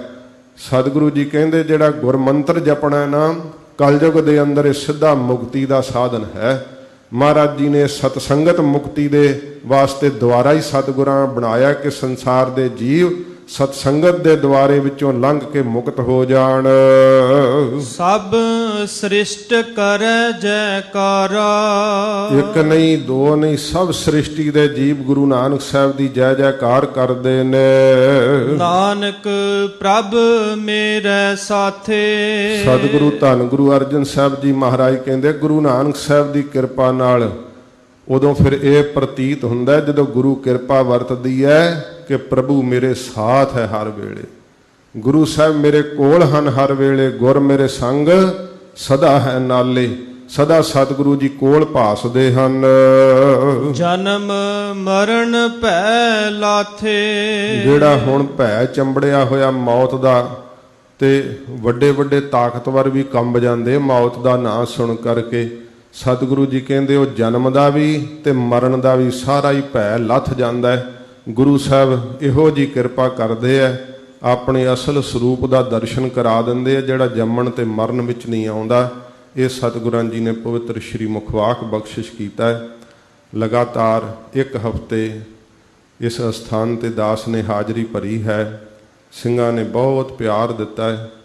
ਸੱਚੇ ਪਾਤਸ਼ਾਹ ਜੀ ਮਹਾਰਾਜ ਕਿਰਪਾ ਕਰਨ। ਮੈਂ ਕੱਲ ਵੀ ਬੇਨਤੀ ਕੀਤੀ ਸੀ ਇਹ ਪਿਆਰ ਸਦਾ ਇਤਫਾਕ ਆਪਸ ਵਿੱਚ ਸਦਾ ਕਾਇਮ ਰਹੇ, ਕਿਉਂਕਿ ਜਦੋਂ ਆਪਸ ਦੇ ਅੰਦਰ ਮਿਲ ਬੈਠੀਏ, ਕੋਈ ਸਾਂਝ ਪਾਈਏ, ਜਦੋਂ ਸਮਾਂ ਤਬਦੀਲ ਹੋ ਜਾਂਦਾ ਹੈ, ਕਦੇ ਬਹੁ ਗਿਣਤੀ ਵਿੱਚ ਮਹਾਂਪੁਰਖਾਂ ਦੇ ਨਾਲ ਜਥੇ ਦੇ ਸਿੰਘ ਵਿਚਰਿਆ ਕਰਦੇ, ਸਮਾਂ ਬਦਲਣ ਨਾਲ ਆਪੋ ਆਪਣੇ ਥਾਵਾਂ 'ਤੇ ਸਭ ਨੂੰ ਸੰਸਾਰਕ ਜ਼ਿੰਮੇਵਾਰੀਆਂ ਵੀ ਨੇ। ਜੋ ਵਾਹਿਗੁਰੂ ਨੇ ਜਿਹਦੀ ਡਿਊਟੀ ਲਾਈ ਹੋਈ ਹੈ ਉਹ ਨਿਭਾ ਰਹੇ ਹੈ, ਪਰ ਅੰਦਰੋਂ ਜਿਹੜਾ ਸਤਸੰਗਤ ਦਾ ਪਿਆਰ ਹੈ, ਗੁਰਸਿੱਖਾਂ ਦੀ ਸੇਵਾ ਦਾ ਉਮਾਹ ਹੈ, ਉਹ ਸਤਿਗੁਰੂ ਜੀ ਸਦਾ ਇਉਂ ਬਣਾਈ ਰੱਖਣ। ਸਦਾ ਸੱਚੇ ਪਾਤਸ਼ਾਹ ਮਹਾਰਾਜ ਚੜ੍ਹਦੀ ਕਲਾ ਬਖਸ਼ਿਸ਼ ਕਰਨ। ਹੋਰਨਾਂ ਦੂਰੋਂ ਦਰੇਡਿਓਂ ਸ਼ਹਿਰਾਂ ਵਿੱਚੋਂ ਵੀ ਆਪ ਜੀ ਨੇ ਆ ਕਰਕੇ ਸੰਗਤ ਵਿੱਚ ਹਾਜ਼ਰੀਆਂ ਭਰੀਆਂ। ਸਭ ਨੂੰ ਜੀਓ ਆਇਆਂ, ਸਭ ਦਾ ਬਹੁਤ ਧੰਨਵਾਦ। ਹੋਈਆਂ ਬੇਅੰਤ ਭੁੱਲਾਂ ਬਖਸ਼ ਲੈਣੀਆਂ, ਅੱਗੇ ਵਾਸਤੇ ਸਮਤ ਬਖਸ਼ਣੀ ਜੀ। ਗੁਰ ਕੀਨੋ ਮੁਕਤ ਦੁਆਰਾ, ਸਭ ਸ੍ਰਿਸ਼ਟ ਕਰੈ ਜੈਕਾਰਾ। ਨਾਨਕ ਪ੍ਰਭ ਮੇਰੇ ਸਾਥੇ, ਜਨਮ ਮਰਨ ਭੈ ਲਾਥੇ। ਵਾਹਿਗੁਰੂ ਜੀ ਕਾ ਖਾਲਸਾ, ਵਾਹਿਗੁਰੂ ਜੀ ਕੀ ਫਤਿਹ।